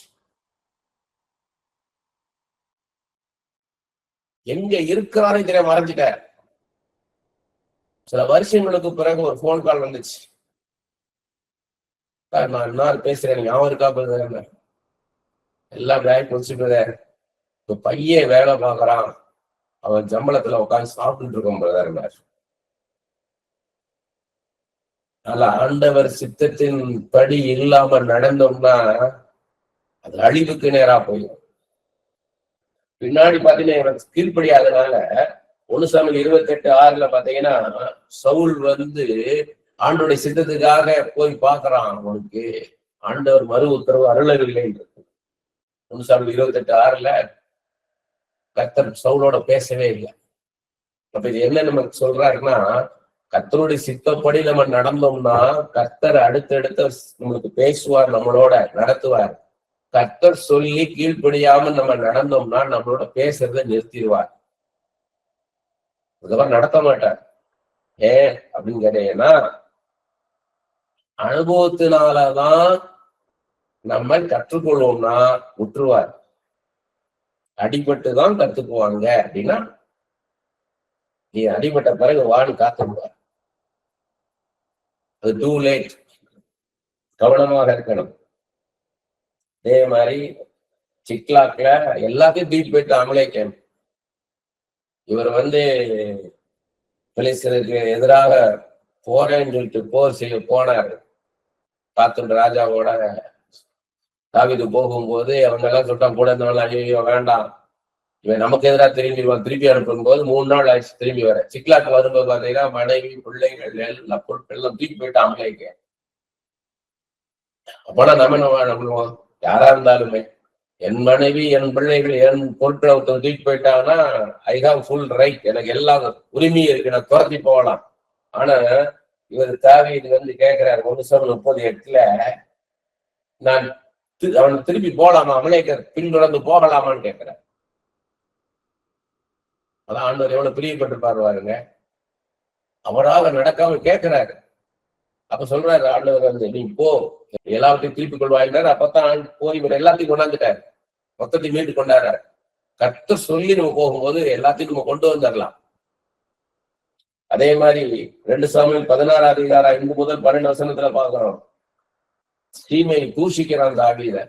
ஆனா கூட இருக்க அபிஷேகம் செத்த நாயிட தலையை திருப்பி பண்ணும்போது தாவீது சொல்றாரு, கர்த்தர் அனுமதிச்சிருக்கிறார், கர்த்தர் சித்தமில்லாம என் வாழ்க்கையில நடக்காது, நீ அமைதியா இருக்க, நன்மை இருக்கின்ற தேவ சித்தத்தை துல்லியமாக புரிந்து கொண்டு, அறிந்து கொண்டு, உணர்ந்து கொண்டு அதன்படி நடந்தோம்னா அது மேலான வாழ்க்கைக்கு நேராக நம்மளை நடத்தி செல்லும்.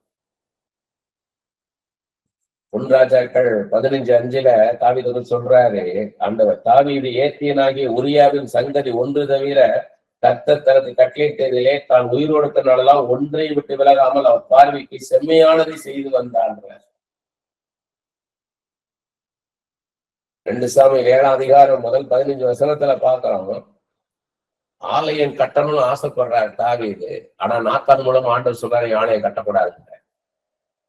பாக்குறது நல்லாதான் இருக்குது. கர்த்தருக்காக கட்டுக்கிற ஆலயம் நாத்தானே சொல்லிட்டாரு, இது கர்த்தருக்கு பிரியமானது, கர்த்தருக்கு தானே கட்ட போறேன், கர்த்தருக்கு நீ பிரியமானவன், கட்டிட்டு போயிட்டாரு. ஆனா ஆண்டவர் சொல்றாரு, நான் கட்ட சொன்னா என்கிட்ட கேட்டிய கட்டக்கூடாதுன்ட்ட. ஆனா என்ன பண்றாரு தெரிவியா, நல்ல யோசனை. இது வரைக்கும் நான் கூடாரங்கள்ல தான் இருந்தேன், எனக்குன்னு ஒரு ஆலயத்தை கட்டணும்னு நினைக்கிறேன், நல்ல யோசனை தான், உன் குமாரன் சாலமோனை கொண்டு நான் அதை கட்டுகிறேன். அதே மாதிரி பாத்தீங்கன்னா நான் வந்து சிலுவைக்கு போக போறேன்னு சொல்லும் போது பேதுரு சொல்றாரு, நீ போக கூடாது, விட மாட்டேன் அப்படிலாம் சொல்றாரு. உடனே என்ன பண்றாரு, அப்பாலே போ சாத்தானேன்ட்டார், எனக்கு பின்னால போ சாத்தானேன்ட்டார் ஆண்டவர். மத்தேயு 16:23 வசனத்துல, நீ தேவனுக்கேற்ற விதத்துல நீ யோசிக்கல, துக்கப்படல, நீ மாம்சீகத்துல துக்கப்படுறன்ற. தேவ சித்தம் பாருங்க, லௌகிக துக்கம் தேவனுக்கேற்ற துக்கம் இருக்குது. மாம்சத்துல துக்கப்படக்கூடாது. நான் சில வேலைகள்ல நான் கடினமா பேசும்போது எனக்கு மனசு கஷ்டமா இருக்கும்.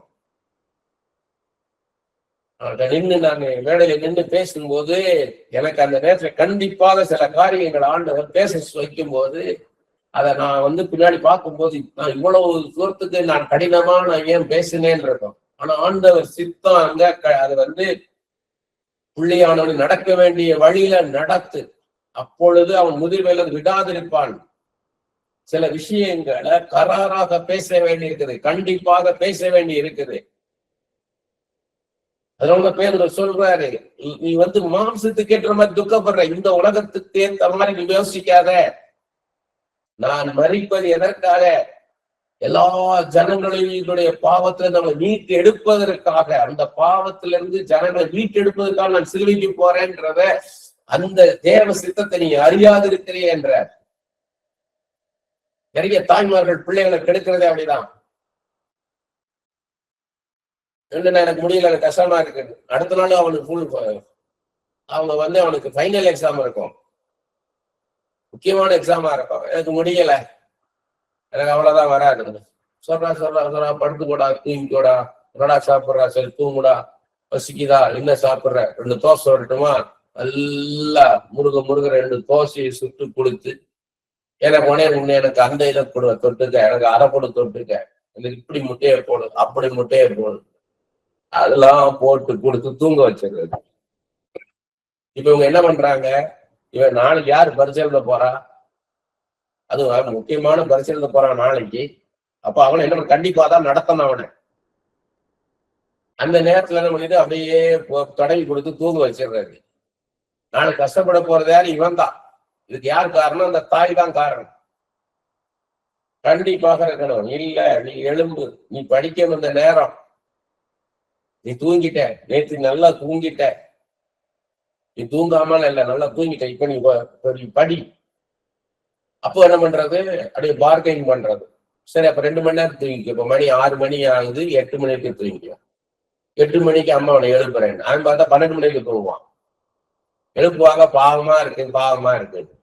அப்பாக்காரன்னு சொல்லுவாரு, இன்னும் தூங்கிட்டு இருக்கான், நாளைக்கு எக்ஸாம் இருக்குன்னு. பாவமா இருந்துச்சு, பாவமா இருக்கு. அப்படி பாவமா இருக்குன்னா நாளைக்கு அவன் ஃபெயிலா போனா யாரு காரணம்? அதுக்கு படிக்க வேண்டிய நேரம் படிக்கணும். கண்டிப்பா இருக்க வேண்டியதை கண்டிப்பா தான் இருக்கணும். சிநேகிதமாக பழக வேண்டிய நேரத்துல பிள்ளைகளோட சிநேகிதமாக இருக்கணும், ஃப்ரெண்டு மாதிரி இருக்கணும். தாய் தகப்பனாக இருந்து கண்டிக்க வேண்டிய நேரத்துல தாய் தகப்பனா இருந்து கண்டிக்கத்தான் வேணும். நியாயாதிபதிகள் 20ஆம் அதிகாரம் பாருங்க, அது முக்கியமான ஒரு காரியம். அது அதாவது பென்யமீன் கோத்திரத்துக்கு எதிராக எல்லாரும் கிளம்பணும். ஆனா ஒருத்தர் என்ன பண்ணிட்டான், ஒரு காரியம் நடந்துச்சு தவறாக. அது பென்யமீன் கோத்திரத்தார் தான் பண்ணிட்டாங்க. அப்படி ஒரு மனுஷி இறப்பதற்கு இவங்க காரணமாயிட்டாங்க. அப்ப போர் தொடுத்து போகணும். பண்றாங்க பாருங்க. நியாயாதிபதி 20ஆம் அதிகாரம் 18வது வசனம். இஸ்ரேல் புத்திரன் அவர்கள் எழும்பி தேவனுடைய வீட்டுக்கு போய் எங்களை யார் முந்தி போய் பென்யமீன் புத்திரோடு யுத்தம் பண்ண வேண்டும் என்று தேவனிடத்தில் விசாரித்தார்கள். என்ன பண்றாங்கன்னா முடிவு பண்ணிட்டாங்க, யுத்தம் பண்ணலாம்னு முடிவு பண்ணிட்டாங்க. ஆண்டவர்கிட்ட யுத்தம் பண்ண போகலாமா, நாங்க என்ன செய்யணும், அப்ப நீ பென்யமீன் கோத்திரத்தார நீங்க எப்படி நாங்க ஹேண்டில் பண்ணணும் அப்படிலாம் கேட்கல. இவங்க என்ன பண்ணிட்டாங்க, யுத்தம் பண்ண போகலாம்னு முடிவு பண்ணிட்டாங்க. முடிவு பண்ணிட்டு யார் முந்தி போகணும்னு கேக்குறாங்க. அப்ப கர்த்தர் யூதா முந்தி போகட்டும்ட்டார். 21ஆவது வசனம் சொல்றாரு, ஆனாலும் பென்யமீன் புத்திரர் கிபியாவில் இருந்து புறப்பட்டு இஸ்ரவேலில் 22,000 பேரை அன்றைய தினம் தரையிலே விழும்படி சங்கரித்தார்கள். இவங்க கொண்டுட்டாங்க 20,000 பேரை. இப்ப என்ன பண்றாங்க பாருங்க, 23ஆவது வசனத்துல திரும்பவும் யுத்தங்கள் கலக்க போகலாமான்றாங்க. இவங்க அதை யுத்தம் பண்ணணுன்றது முடிவு பண்ணிட்டாங்க இவங்க. அதுக்கப்புறம் ஆண்டவர்கிட்டவே கேட்கறாங்க, இப்படிதான் நம்ம பண்றோம், வீடு வாங்கலாம், நிலத்தை வாங்கலாம், இந்த காலேஜ்ல சேர்க்கலாம், இந்த ஸ்கூல்ல சேர்க்கலாம், அந்த ஊருக்கு போகலாம், அந்த வேலைக்கு போகலாம், முடிவு பண்ணிட்டு ஆண்டவர்கிட்டவே கேட்கறது. என்ன பண்ணலாம், நான் அட்வான்ஸா கொடுக்கட்டா, நான் எல்லாம் முழுசா கொடுக்கட்டான்னு கேட்கறது. போய் என்கேஜ்மெண்ட் முடிச்சுட்டு வந்துடட்டுமா, போய் இல்ல கல்யாணத்துக்கு சேர்த்து முடிச்சுட்டு வந்துடட்டுமான்னு கேட்கறது. இவங்க முடிவு பண்ணிட்டாங்க, அந்த பையன் அந்த பொண்ணு திரும்பவும் போகலாம் போது 25ஆவது வசனத்துல பின்னும் இஸ்ரவேல் புத்திரர்கள் பட்டயம் உருவுகிற 18,000 பேரை தரையிலே விடும்படி சங்கரித்தார்கள். இப்பவும் அடிச்சுட்டான். 28ஆவது வசனத்துலதான் அந்த நியாயாதிபதிகள் 20ஆம் அதிகாரம் 28ஆவது வசனத்துலாம் யுத்தம் பண்ண புறப்படலாமா புறப்படலாகாதான்னு கேட்கிறாங்க. இப்பதான் ஒழுங்கான ஜெபம் வருது. யுத்தம் பண்ண போகலாமா போக கூடாதா சொல்லுமாண்டவரேன்னு கேட்கிறாங்க. ஆண்டவர் சொல்லி செஞ்சாதான் அது நடக்கும், இல்லைன்னா கஷ்டப்படுவோம். யோசுவா பாருங்க, யோசுவா 9ஆம் அதிகாரம், இது முக்கியமானது. யோசுவா 9ஆவது எல்லாருக்கும் தெரிஞ்சதுதான், இருந்தாலும் இந்த கான்டெஸ்ட்ல நீங்க தெரிஞ்சு கொள்ளணும். நல்லா முக்கியமா தெரிய வேண்டிய காரியம். அந்த ஃபுல் சாப்டர் யோசுவா 9ஆம் அதிகாரம் 27 வசனங்கள் ஃபுல் சாப்டர் என்ன பண்ணா, பக்கத்துல இருக்க கிபியோன் குடிகள் என்ன பண்ணிட்டானுங்க, 4ஆவது வசனம் பாருங்க, ஒரு தந்திரமான யோசனை பண்ணி, ஏன்னா எல்லாரும் அழிச்சுக்கிட்டே வர்றாரு யோசுவா, எல்லாரும் அழிச்சுட்டாரு. அப்ப இவங்க நம்மளையும் அழிச்சிருவான்ட்டு ஒரு தந்திரமான யோசனை பண்றாங்க. என்னன்னா, பக்கத்து ஊருக்காரங்க ஆனா ரொம்ப தூரத்துக்கு வந்த மாதிரி நடிக்கிறானுங்க. தந்திரமான யோசனை பண்ணி தங்களை ஸ்தானாதிபதி கூட காண்பித்து பழைய இரட்டு பைகளையும் பீரலும் பொத்தலுமான பழைய திராட்சரச துருத்திகளையும் தங்கள் கழுதைகள் மேல் வைத்து பழுது பார்க்கப்பட்ட பழைய பாதரட்சைகளை தங்கள் கால்களில் போட்டு பழைய வஸ்திரங்களை உடித்துக் கொண்டார்கள். வழிக்கு அவர்கள் கொண்டு போன அப்பமெல்லாம் உலர்ந்ததும் பூசணம் பூத்ததுமாய் இருந்தது. 6ஆவது வசனத்துல சொல்றாங்க, தூர தேசத்திலிருந்து வந்தவர்கள்ன்றாங்க. அப்ப இவர் என்ன பண்றாருன்னா, 14ஆவது வசனத்துல அப்பொழுது இஸ்ரவேலர் கர்த்தருடைய வாக்கை கேளாமல் அவருடைய போஜன பதார்த்தத்தில் சிறிது வாங்கி கொண்டார்கள். கர்த்தருடைய சித்தத்தை கேட்கல இவங்க என்ன பண்றாங்க பாருங்க. 12ஆவது வசனம் பாருங்க, உங்களிடத்தில் வர நாங்கள் புறப்படுகிற அன்றே எங்கள் வழிப்பிரயாணத்துக்கு இந்த அப்பத்தை சுட சுட எங்கள் வீட்டில இருந்து எடுத்துக்கொண்டு வந்தோம். இப்பொழுது இதோ உலர்ந்து பூசணம் பூத்து இருக்கிறது. நாங்கள் இந்த திராட்சரச துருத்திகளை நிரப்புகையில் புதிதாக இருந்தது, அவனாலும் இதோ கிழிந்து போயிற்று. எங்கள் வஸ்திரங்களும் பாதரட்சிகளில் நெடுந்தூரமான பிரயாணத்திலே படசாய் போயிற்று என்றார்கள். இதெல்லாம் பார்த்து ஏமாந்துட்டாங்க. இதெல்லாம் நமக்கு ஆண்டவர் ப்ராஃபஸியா தீர்க்க தரிசனமா சொல்றாரு. இப்ப கண்ணால பாக்குறத வச்சு தீர்மானம் பண்ணிடாத, முடிவு பண்ணிடாத, இறக்க போட்டுறாத. நான் யார் மேல் இரக்கமாயிருப்பேனோ அவங்க மேல் இரக்கமாயிருப்பேன். நான் யார் மேல் கிருபையா இருப்பேனோ அவள் மேல் கிருபையா இருப்பேன். அதை உணர்ந்து கொண்டு புரிந்து கொண்டு என்னிடத்துல கேட்டு தேவ சித்தத்தை அறிந்து அதன்படி நடன்ற. நீ ஏன் இறக்கப்படாத? உன் கண்ணினால பார்ப்பதை வைத்து இடை போட்டு விடாதே, இடை போட்டுறாத. சிம்பதியில பண்ணாத, பச்சாதாபப்படாத. அநேகர் சொல்லுவாங்க, கஷ்டம் எங்களுக்கு அப்படி ஆயிடுச்சு இப்படி ஆயிடுச்சுன்னுவாங்க. அதை பார்த்து என்ன பண்ணிடக்கூடாது, ஏமாந்து போயிடக்கூடாது. உன் கண்ணால பாக்குறத வச்சு உன் சுய அறிவின்படி, மனித அறிவின்படி, உன்னுடைய அனுபவத்தின்படி நீ என்னதான் செய்யாத, என்கிட்ட கேளுன்ற. ஏவாளுக்கு சாத்தான் பேசும் போது என்ன பண்ணிருக்கணும்? சாத்தான் ஏவாள்கிட்ட பேசும்போது ஏவாள் நேரடியா சொல்லிருக்கணும், இல்ல ஆண்டு எனக்கு அப்படி சொல்லலன்னு சொல்லியிருக்கணும். இல்லையா, கர்த்தர்கிட்ட கேட்டிருக்கணும். இவன் சொல்றானே இவன் என்னன்னு கேட்டிருக்கணும். புருஷனுக்கு கொடுத்து அவனாவது வாதம் கேட்டிருக்கணும். கர்த்தர்கிட்ட கேட்போம், கர்த்தர்கிட்ட கேட்க அவன் என்ன பண்றன்னு இருக்கணும். சுயமாக நடந்தாங்க. அங்க யாக்கோபு 4 அதிகாரம் 13-15 வசனம் நம்ம எப்படி நடக்கணும்னு சொல்றாரு பாருங்க. யாக்கோபு 4 அதிகாரம் 13-15 வசனங்கள். மேலும் நாங்கள் இன்றைக்கு அல்லது நாளைக்கு இன்ன பட்டணத்திற்கு போய் அங்கே 1 வருஷம் தங்கி வியாபாரம் செய்து சம்பாத்தியம் பண்ணுவோம் என்கிறவர்களே கேளுங்கள். இந்த காரியத்தை நான் செய்யலான் இருக்கேன், அந்த காரியத்தை செய்யலான் இருக்கேன், இப்படி செய்யலான் இருக்கேன் அப்படின்னு செய்யற யோசிக்கிறியே அப்படின்னு சொல்றாரு. நீங்க எல்லாம் பிளான் பண்ணிட்ட, என்னன்னா செய்யணும் நீ டிசைட் பண்ணிட்ட. சொல்றாரு, நாளைக்கு நடப்பது உங்களுக்கு தெரியாதே, மனுஷனாகிய உங்களுக்கு தெரியாதே. உங்கள் ஜீவன் எப்படிப்பட்டது? கொஞ்ச காலம் தோன்றி பின்பு தோன்றாம புகை போல இருக்கிறதே. உன் உயிரே உன் கையில இருக்குமா இருக்காதான்னு உனக்கு தெரியாது. நாளைக்கு நீ இருப்பியா இல்லையான்னு தெரியாதேன்ற. ஆதலால் ஆண்டவருக்கு சித்தமானால், சகலத்தை சிருஷ்டித்தவர் என்னை சிருஷ்டித்தவருக்கு சித்தமானால் நாங்களும் உயிரோடு இருந்தால் இன்னதை செய்வோம் என்று சொல்ல வேண்டும். உங்க அம்மாவுடைய கூட பிறந்த தங்கச்சி கத்தருக்குள் மறைச்சிட்டாங்க. அவங்க விஜயவாடால இருந்தாங்க, ஆந்திரால டீச்சரா இருந்தாங்க. சித்தப்பா ரயில்வே ஆபீசரா இருந்தார். அவங்க அந்த காலத்திலேயே பெந்தேகோஸ்தே கிறிஸ்தவர்கள். நாங்க சின்ன வயசுல இருக்கும் போதே. அப்ப அவங்க வருஷத்துக்கு ஒரு தடவை எங்க ஊருக்கு வருவாங்க, மதுரைக்கு. வருஷத்துல 2 மாசம் வருவாங்க. சித்தப்பா சித்திக்கு ஒரு அண்ணனும் என் வயசுக்கு ஏற்ற ஒரு பெண் பிள்ளை உண்டு. அவங்க லெட்டர் இன்னைக்கு மறக்க முடியாது. இங்கிலாந்து லெட்டர்ல இருக்கும், கர்த்தருக்கு சித்தமானால்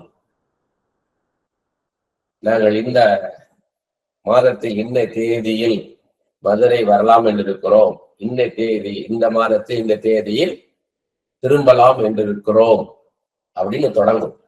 கர்த்தருக்கு சித்தமானால் அப்படின்னு இருக்கும், தொடங்கும் லெட்டர். என்னால மறக்கவே முடியாது. அப்போஸ்தலர் 18:21 பவுல் சொல்றாரு, தேவனுக்கு சித்தமானால். எல்லாருக்கும் தெரிஞ்சது. அப்போஸ்தலர் 16 அதிகாரம் 20 முதல் 34 வசனத்துல சிறைச்சாலையில் இருக்கிறாரு பவுல். சிறைச்சாலை கதவுகள்லாம் திறந்துருச்சு, பூமி அதிர்ச்சி உண்டாகுது, கையில் இருக்கிற விலங்கெல்லாம் விழுந்துருச்சு. ஆனா பவுல் தப்பி ஓடல. பவுலும் சீலாவும் தான் இருக்காங்க. சிறைச்சாலை தலைவன் குத்திக்க போறான். ஏன்னா அடுத்த நாள் விடிஞ்சா ஓ வசத்துலதான் கொடுத்தோம் பவுலி சீலாவையும் தப்ப விட்டேன்னு சொல்லி அவனுங்க கொலை பண்ணிடுவான் ராஜா. அதுக்கு முன்னாடி நம்மளே கொலை பண்ணிக்கலாம்னு சொல்லி தற்கொலை பண்ணானும் போது பவுல் சத்தமா சொல்றாரு, நான் தப்பி ஓடல, இங்கதான் இருக்கேன். ஏன் ஓடல கேட்டா, கர்த்தரனை கொண்டு வந்தார் இடத்துக்கு. இன்னும் கர்த்தருடைய சித்தம் நடக்கல. ஒரு நோக்கத்தோடு கர்த்தர் இடத்துல கொண்டாந்து காத்திருக்கிறார். அப்பதான் அந்த சிறைச்சாலை தலைவனுடைய குடும்பம் முழுவதும் ரட்சிக்கப்படுறது ராத்திரியில. தேவ சித்தத்திற்கு எதிராக நடப்பது என்பது தேவனுக்கு எதிராக நடப்பதாகும். அது பாதுகாப்பற்றது, சமாதானத்தை இழக்கும்படி இருக்கும். தேவ சித்தத்துக்கு எதிராக போகும்போது சண்டைக்காரியான மனைவி, புருஷனை புரிந்து கொள்ளாத மனைவி, புருஷனுக்கு கீழ்ப்படியாத மனைவி, குடிகார கணவன், சோம்பித்தனமான கணவன், மனைவியின் சம்பாத்தியத்தில் வாழ்பவன், பாவ பழக்கம் உள்ள கணவன், பண ஆசையுள்ள புருஷன், திருப்தி இல்லாத போராட்டமான வாழ்க்கை முழுவதும் கண்ணீர், துக்கம், சோர்வு இப்படி இருக்கும். அதனாலதான் சொல்றாரு 1 மனுஷன் முகத்தை பார்ப்பானால் கர்த்தர் மனுஷன் பார்க்கிற விதத்துல பார்க்க மாட்டேன், இருதயத்தை நிறுத்து பார்க்கிற தேவன். அவனுடைய நோக்கம் என்ன? கர்த்தருக்கு பயந்து வாழ்கிறவனா? அதான் போவாஸ் ரூத் எப்படி பார்த்தான்றாரு. அவளுடைய நற்குணத்தை பார்த்தான். அவன் எவ்வளவு பாருங்க, குணத்துக்கு முக்கியத்துவம் கொடுக்கிறான். குணம், கேரக்டரை பாரு, கத்துக் கொடுக்கிறார் நமக்கு. தேவ சித்தத்துல என்னது? கர்த்தருக்கு பயந்தவனாக இருக்கணும். ஒரு மனுஷன் யாருக்குன்னா கர்த்தருக்கு பயந்து வாழ்கிறவனாக இருக்கணும், கர்த்தருடைய சித்தத்தை செய்கிறவனாக இருக்கணும். இயேசுதான் அவனுக்கு தலைவரா இருக்கணும். அப்ப சரியான வழியில குடும்பத்தை நடத்துவான், தேவனுக்கு பிரியமான விதத்துல நடத்துவான் குடும்பத்தை. கொலோசியர் 3:15 தேவ சமாதானம் இருதயத்தை ஆளுகை செய்வதாக. தேவ சித்தத்தின்படி நடக்கும் போது தேவ சமாதானம் இருதயத்துல பூரணமாக இருக்கும். அது அழகா இருக்கு இங்கிலீஷ் பைபிள்ல. let the peace of Christ control your thoughts and emotions.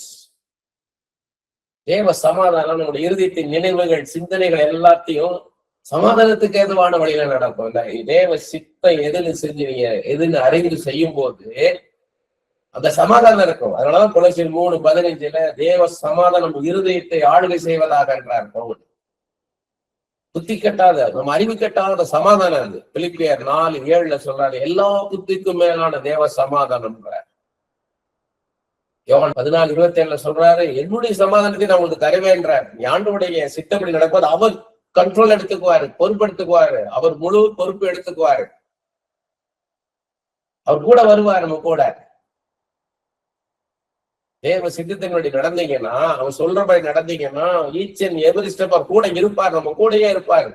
தேவ சித்தம் தேவனுடைய வேலையோடு இணைந்ததாகும்.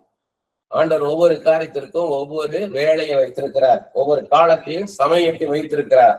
தண்ணீரை திராட்சரசம் மாற்றுவதற்கு ஒரு டைம் வச்சிருந்தார், லாசர் உயிரோடு எழுப்புவதற்கு ஒரு டைம் வச்சிருந்தார், சூனேமியல் மகனை உயிரோடு எழுப்புவதற்கு ஒரு டைம் வச்சிருந்தார். லாசருக்கும் சூனியமேல் மகனுக்கும் சுகப்படுத்துவ தேவ சித்தம் இல்லை, அவங்க மறிக்கணும், மறித்த பிறகு உயிரோடு எழுப்பணும், அதான் தேவ சித்தம். அவங்க ஆபகுக்கு 2:3 என்ன சொன்னாரு? குறித்த காலத்துக்கு தரிசனம் வைக்கப்பட்டிருக்கிறது. அது தாமதிப்பது போல தோணும் உனக்கு, ஆனா தாமதித்தாலும் காத்துரு, அது நிச்சயமாய் வரும்ன்றார். அது சரியான விலையில நான் அதை நடத்துவேன் அப்படின்றாரு. 1 பேதுரு 5:7 சொல்றாரு, ஏற்ற காலத்தில் உயர்த்தும்படிக்கு என் பலத்த கரத்துக்குள்ள அடங்கி இருன்றார். இப்ப நம்ம சில வேளைகள்ல பொறுத்துரு காத்துருன்னுவாரு.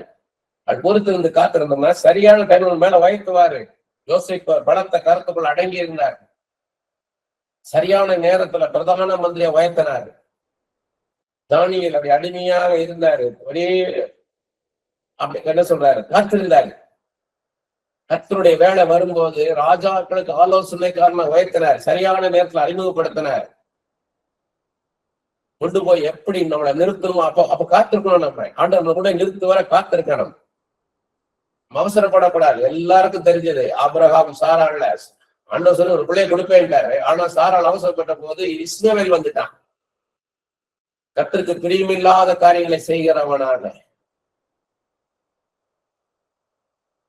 2 சாமுவேல் 5ஆம் அதிகாரம் 22-25 வசனங்களையும் 1 நாளாகமம் 14ஆம் அதிகாரம் 13-16 வசனத்திலையும் தாவீது சொல்றாரு, பெலிஸ்தரை பின்தொடர்ந்து போகலாமான் போது ஆண்டவர் சொல்றாரு, காத்திரு, முசுக்கட்டை செடிகளின் நுனிகள்ல ஒரு இறைச்சல் கடந்து போகும், அப்பொழுது அறிந்து கொள், தேவ தூதர்களோடு கர்த்தர் நான் கடந்து போனேன், நான் உனக்கு ஜெயத்தை தருவேன்றார். நான் யுத்தத்தை நான் செய்து உங்க ஜெயத்தை உனக்கு அர்த்தத்துல கொடுப்பேன்றார்.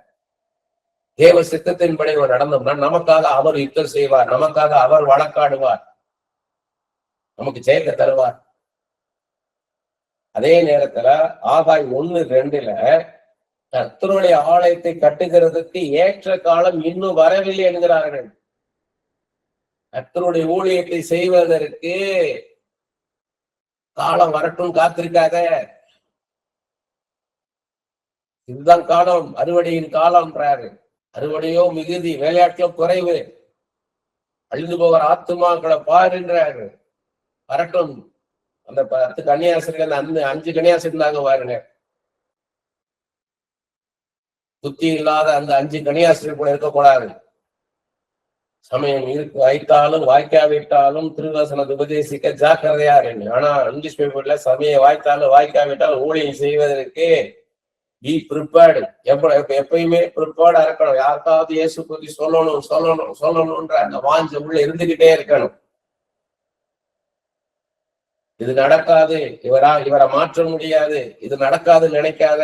கர்த்தரால எதையும் செய்ய முடியும்ன்றார். இவரெல்லாம் திருத்தவே முடியாது, இந்த காரியம் அவ்வளவுதான், நடக்காது நினைக்காத. என் கர்த்தர் பெரியவர், பெரிய காரியங்களை செய்வார், அற்புதங்களை செய்வார், அதிசயங்களை செய்வார். யோவான் 4ஆம் அதிகாரத்துல சொல்றாரு, சமாரியத்துல சொல்றாரு இல்லையா, இந்த கிணத்து தண்ணீரை குடிக்கிறவனுக்கு தாகம் உண்டாகும். மறுபடியும் ஜீவ தண்ணீரை குடிக்கிறவனுக்கு தாகம் உண்டாகாது. இந்த உலகம் நம்மளுக்கு திருப்திப்படுத்த முடியாது. ஆண்டவர் தான் நம்மளுக்கு திருப்தியை தர முடியும். இந்த உலகம் திருப்தியை தரும் நினைக்காதீங்க. இந்த உலகத்துல இருக்கிற மனுஷர்கள் உங்களுக்கு திருப்தியை தருவார்கள் அப்படின்னு நினைக்காதீங்க. கர்த்தர் தான் வழி. யோவான் 14:6 சொல்றாரு, நானே வழி, நான் தான் வழி. உனக்கு 1000 கேள்விகள் இருக்கலாம், 1000 கேள்விக்கும் பதில் இயேசு. நீதிமொழிகள் 4:11 சொல்றாருல, ஞான மார்க்கத்தை நான் உனக்கு போதித்தேன்றார். விவாகரத்து கூடாது. மத்தேயு 19:6 சொல்றார், தேவன் நினைத்ததை மனிதன் பிரிக்காதிருக்க கடவன். தேவ சித்தம், விவாகரத்து கூடாது. அதே மாதிரி 1 தெசலோனிக்கேயர் 4:3 பரிசுத்தமா இருக்கணும்ன்றது தேவ சித்தம். 2 வார்த்தையை போதும்ட்டார். முதலாவது ஆண்டவர் முழுமையா நேசிக்கணும், அதுக்கு ஒப்பாக நம்மளை போல மற்றவர்களையும் நேசிக்கணும். அந்த 2 தான் வாழ்க்கையில நம்ம கடைபிடிச்சா போதும், எல்லா கற்பனைகள் அடங்கும். 1 கொரிந்தியர் 13 அதிகாரத்துல எப்படி அன்பு செலுத்தணும்னு சொல்லிட்டாரு. 1 யோவான் 3:18 என்ன சொல்லிட்டாரு, வாயினாலும் வசனத்தினாலும் அல்ல, கிரியினால் அன்பை வெளிப்படுத்துட்டாரு. மன்னிக்கிறது சொல்றாரு. மத்தேயு 18:21, 22, 35 வசனங்கள்ல பேதுரு சொல்றாரு, ஒருத்தன் வந்து என்ன மன்னிப்பு கேட்டா எத்தனை தடவை 7 தரம் அல்ல 7-70 தரம் மன்னின்ற. அதாவது ஒருத்தர் மன்னிப்பு கேட்டா எத்தனை தடவை மன்னிப்பு மன்னின்றாரு. 7 தரம் அல்ல 70 தரம் அல்ல, எத்தனை 1000 தடவை மன்னிப்பு கேட்டாலும் மன்னி அன்பை வெளிப்படுத்துகின்றார். சிறு பிள்ளைகளை குறித்து ஜாக்கிரதையா இருக்கணும். சிறு பிள்ளைகள் வேலை செய்வதா, ஊழியம் செய்வதா, படிப்பதா, இது தேவ சித்தம். சிறு பிள்ளைகள் படிக்கிறது தேவ சித்தமா, ஊழியம் செய்வது தேவ சித்தமா, வேலைக்கு போறது தேவ சித்தமானா படிக்கிறது தேவ சித்தம். எப்படி நடத்துறாரு எல்லாரையும் அதை பார்த்தாலே போதும். நமக்கு படிக்க வேண்டிய வயசுல ஊழியத்துக்கு கூட்டிட்டு போக மாட்டார் ஆண்டவர். சிறு பிராயத்தையே தெரிந்து கொண்டார், கற்பத்திலே தெரிந்து கொண்டார். நான் வந்து பிள்ளையே இல்லாம இருந்தேன், கஷ்டத்தை கேட்டேன், எனக்கு ஒரு பிள்ளைய கொடுத்தா நான் உமக்கே கொடுப்பேன், அண்ணால போல நான் பொறுத்துட வேண்டேன், அதனால ஊழியத்துக்கு கொடுத்துட்டேன்னா எப்படி வேதத்தை படிப்பாங்க? ஆண்டவர்கிட்ட கேட்கணும். ஒவ்வொரு ஸ்டெப்பும் அவன் படிக்கணும். அவன் எது வரைக்கும் படிக்கணுமோ அது வரைக்கும் படிக்க வைக்கணும். படிக்காம ஊழியத்துக்கு போறேன்றதான் அப்படி நடத்த மாட்டார் ஆண்டவர். பக்தியா தெரியும், ஆனா பக்தியும் ஆண்டவர் சொல்லி நடக்கணும். நமக்கு தடைகள், போராட்டம், நெருக்கடி வரும்போது, சுகத்தை இழக்கும் போது, சமாதானத்தை இழக்கும் போது மீட்பரை, இரட்சகரை தேடுவோம். அப்பதான் தேவ சித்தத்தை நாடுவோம். ஏன் கர்த்தர் எனக்கு அனுமதித்தார் என்று கடைசியாக கர்த்தரை தேடுவோம். ஆனா ஆண்டவர் என்ன சொல்றாருன்னா, எப்பவுமே வருங்காரியங்கள் என்னிடத்துல கேளுங்கன்றார். ஏசாயா 45:11 சொல்றாரு, வருங்காரியங்களை என்கிட்ட கேளு நான் சொல்றேன்றாரு. ஏசாயா 48:5 சொல்றாரு, வருங்காரியங்களை நான் உனக்கு வெளிப்படுத்துவேன்றாரு. நம்முடைய மாம்ச கண்களுக்கு நமக்கு நேரிடம் நடக்கும் காரியங்கள் எல்லாம் நமக்கு எதிராக நடப்பது போல இருக்கும். ஆவிக்குரிய உலகில் அடுத்தடுத்து என்னென்ன காரியங்கள் நடக்க போகிறது, கர்த்தர் என்னென்ன செய்கிறார், செய்ய போகிறார் என்பதை அறிந்து கொள்ளும் போது நமக்குள் சமாதானம் உண்டாகிவிடும்.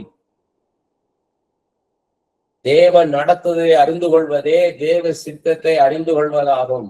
அதற்கு, அதாவது ஆவிக்குரிய உலகில் தேவனுடைய ராஜ்யத்தில் நடக்கும் காரியங்களை அறிந்து கொள்வதற்கு வேதத்தை நாம் அதிகமாக தியானிக்க வேண்டும். வேதத்தில் கர்த்தர் யார் யாரை எப்படி எப்படி நடத்தினார், ஒவ்வொரு காரியத்தையும் எப்படி செய்தார் என்பதை தெரிந்து கொள்வதே தேவ சித்தத்தை, தேவ நடத்துதலை, தேவ பிரமாணத்தை தெரிந்து கொள்வதாகும். இதுவே தேவனுடைய ராஜ்யமும் அவருடைய நீதியுமாகும். 1 யோவான் 5:16-17. நாம் எதையாகிலும் அவருடைய சித்தத்தின்படி கேட்டால் அவர் நமக்கு செவி கொடுக்கிறார் என்பதை அவரை பற்றி நாம் கொண்டிருக்கிற தைரியம். ப்ரே பண்ணும் போதே எப்படி ப்ரே பண்ணணும்ன்றாரு, ஆண்டவருடைய சித்தத்தை தெரிந்து கொண்டு அதன்படி செய்யுங்கன்றார். அப்படி ப்ரே பண்ணோம்னா, ஏன்னா பைபிள்ல எப்படி போட்டிருக்கு, தேவ சித்தத்தை வெளிப்படுத்திருக்காரு. அப்ப ஆண்டவரே இப்படி சொல்லி இருக்கிறீங்களேன்னு சொல்லி ஜெபம்னா, அப்ப அவர் நம்மளோட ஜெபத்தை கேட்பாராம். நாம் எதை கேட்டாலும் அவர் நமக்கு செவி கொடுக்கிறார் என்று நாம் அறிந்திருந்தோமானால் அவருக்கு நாம் கேட்டவைகளை பெற்றுக்கொண்டோம் என்றும் அறிந்திருக்கிறோம். தேவ சித்தத்தின்படி வாழ்ந்து, தேவ சித்தத்தை கேட்டு அதன்படி செய்வோம்னு சொன்னோம்னா நம்ம ஜெபம் எல்லாம் கேட்கப்படும். அதே 1 யோவான் 3:22-23 அவருடைய கற்பனைகளை நாம் கை கொண்டு அவர் முன்பாக பிரியமானவர்களை செய்கிறபடியினால் நாம் வேண்டிக் கொள்ளுகிறது எதுவோ அதை அவராலே பெற்றுக் கொள்ளுகிறோம். திரும்பவும் சொல்லிட்டாரு பாருங்க, அவருக்கு பிரியமானது எது, பிரியமில்லாத எது, அவருடைய சித்தம் எதுன்னு தெரிஞ்சு அது மாதிரி நடந்தோம்னா நாம் வேண்டிக் கொள்வது எதுவோ அதை நாம் பெற்றுக்கொள்வோம். நாம் அவருடைய குமாரனாகிய இயேசு கிறிஸ்துவின் நாமத்தின் மேல் விசுவாசமாய் இருந்து அவர் நமக்கு கட்டளையிட்டபடி ஒருவர் அன்பா இருக்க வேண்டும் என்று அவருடைய கற்பனையா இருக்கிறது. மற்றவங்களை நேசிக்கணும், நம்ம ஒருவர் அன்பா இருக்கணும். அன்பா இருந்தோம்னா ஆண்டவர் எல்லாத்தையும் செய்வார்ன்றார். யோவான் 9:31 பாவிகளுக்கு தேவன் செவி கொடுக்கிறது என்று அறிந்திருக்கிறோம். ஒருவன் தேவ பக்தி உள்ளனாயிருந்து அவனுக்கு சித்தமானதை செய்தால் அவனுக்கு செவி கொடுப்பார். பாவிகளுக்கு செவி கொடுக்க மாட்டார். தேவ சித்தத்தின்படி நடந்தோம்னா நிச்சயமாக செவி கொடுப்பேன்றார் ஆண்டவர். அதனால ஆண்டவர் நம்மளை குறித்து மேலானவைகளை வைத்திருக்கிறார், மேலான வாழ்க்கையை வைத்திருக்கிறார். அதை நம்ம தெரிந்து கொண்டு அதை நம்ம வாழணும்னு ஆசைப்படுறார். அவர் ஒரு வாழ்க்கையை வச்சிருக்கிறார், நம்ம ஒரு வாழ்க்கைய வாழ நினைக்கிறோம். ஆனா அவர் சொன்ன வாழ்க்கைய நமக்குன்னு வச்சிருக்கிற வாழ்க்கைய நம்ம தெரிந்து கொண்டு அதன்படி நம்ம வாழணும்னு ஆசைப்படுறார். அதுக்குதான் இவ்வளவு தூரத்துக்கு பேச வைக்கிறார். உன் சுய இஷ்டப்படி நீ போகாத, உன் சுய புத்தியின் மேல நீ சாராத. உனக்கு தெரியாது இந்த வழியில போனா அடுத்து என்ன நடக்கும் தெரியாது. நம்ம நம்ம நடக்கக்கூடாது. நம்ம வாழ்க்கை பாதுகாப்பற்று போயிடும், சமாதானத்தை இழந்துருவோம், இழப்புகள் மத்தியில போயிடும். நான் ரொம்ப ஜாக்கிரதையா இருக்கணும். ஆண்டவரே உங்களுக்கு சித்தம் என்னன்னு கேட்டு தெரிஞ்சு போகணும். இது ஒரு பெரிய புக்கே எழுதலாம். இன்னைக்கு இது போதும். நிறைய டம்ப் பண்ணாலும் அதுக்கப்புறம் வெறும் தியரி ஆயிடும், பிராக்டிக்கலா இருக்காது. Charles Spurgeon, Martin Lloyd Jones, A.W. Dozer, இந்த மாதிரி பெரிய பெரிய ஊழியக்காரங்கள்லாம் பார்த்தீங்கன்னா கர்த்தரால் வல்லமையா பயன்படுத்தப்பட்ட உன்னதமான பாத்திரங்கள் அவங்கெல்லாம் பிரசங்கத்தை குறிச்சு சொல்றாங்க, ஓவரா ப்ரிப்பேர் பண்ணாதன்றாரு. நீ ரொம்ப ப்ரிப்பேர் பண்ணேன்னா அதுவே முடிஞ்சு போயிருச்சுன்றாங்க. ஒரு தீசிஸ் மாதிரி ஆகிரும்ன்றாங்க. ஜெபிக்கும் போது தேவ பிரசன்னம், நீ பிரசங்கிக்கும் போது தேவ பிரசன்னம் வரணும்ன்றாங்க. நீ பிரசங்கம் பண்ணும் போது தேவ பிரசன்னம் அந்த இடத்துல வரணும். அந்த நேரம் கர்த்தரோட பேசணும். அந்த இடத்துல பிரசங்கம் வரணும். அதுதான் ஆண்டவருக்குள்ள பங்கு கொடுன்றாங்க. ஒன்னையே வச்சு எல்லாத்தையும் முடிச்சிடாத.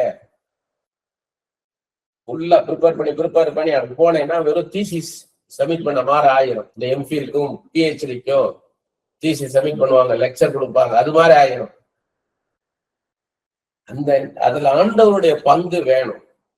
அதெல்லாம் பாத்தீங்கன்னா நான் எழுதின ஆர்டர் வேற, நான் பேசுற ஆர்டர் வேற. நடுவுல இருந்து எங்க கொண்டு போய் ஃப்ரண்ட்ல போய் பேக்ல போய் கொண்டு வந்து முடிச்சிட்டாரு.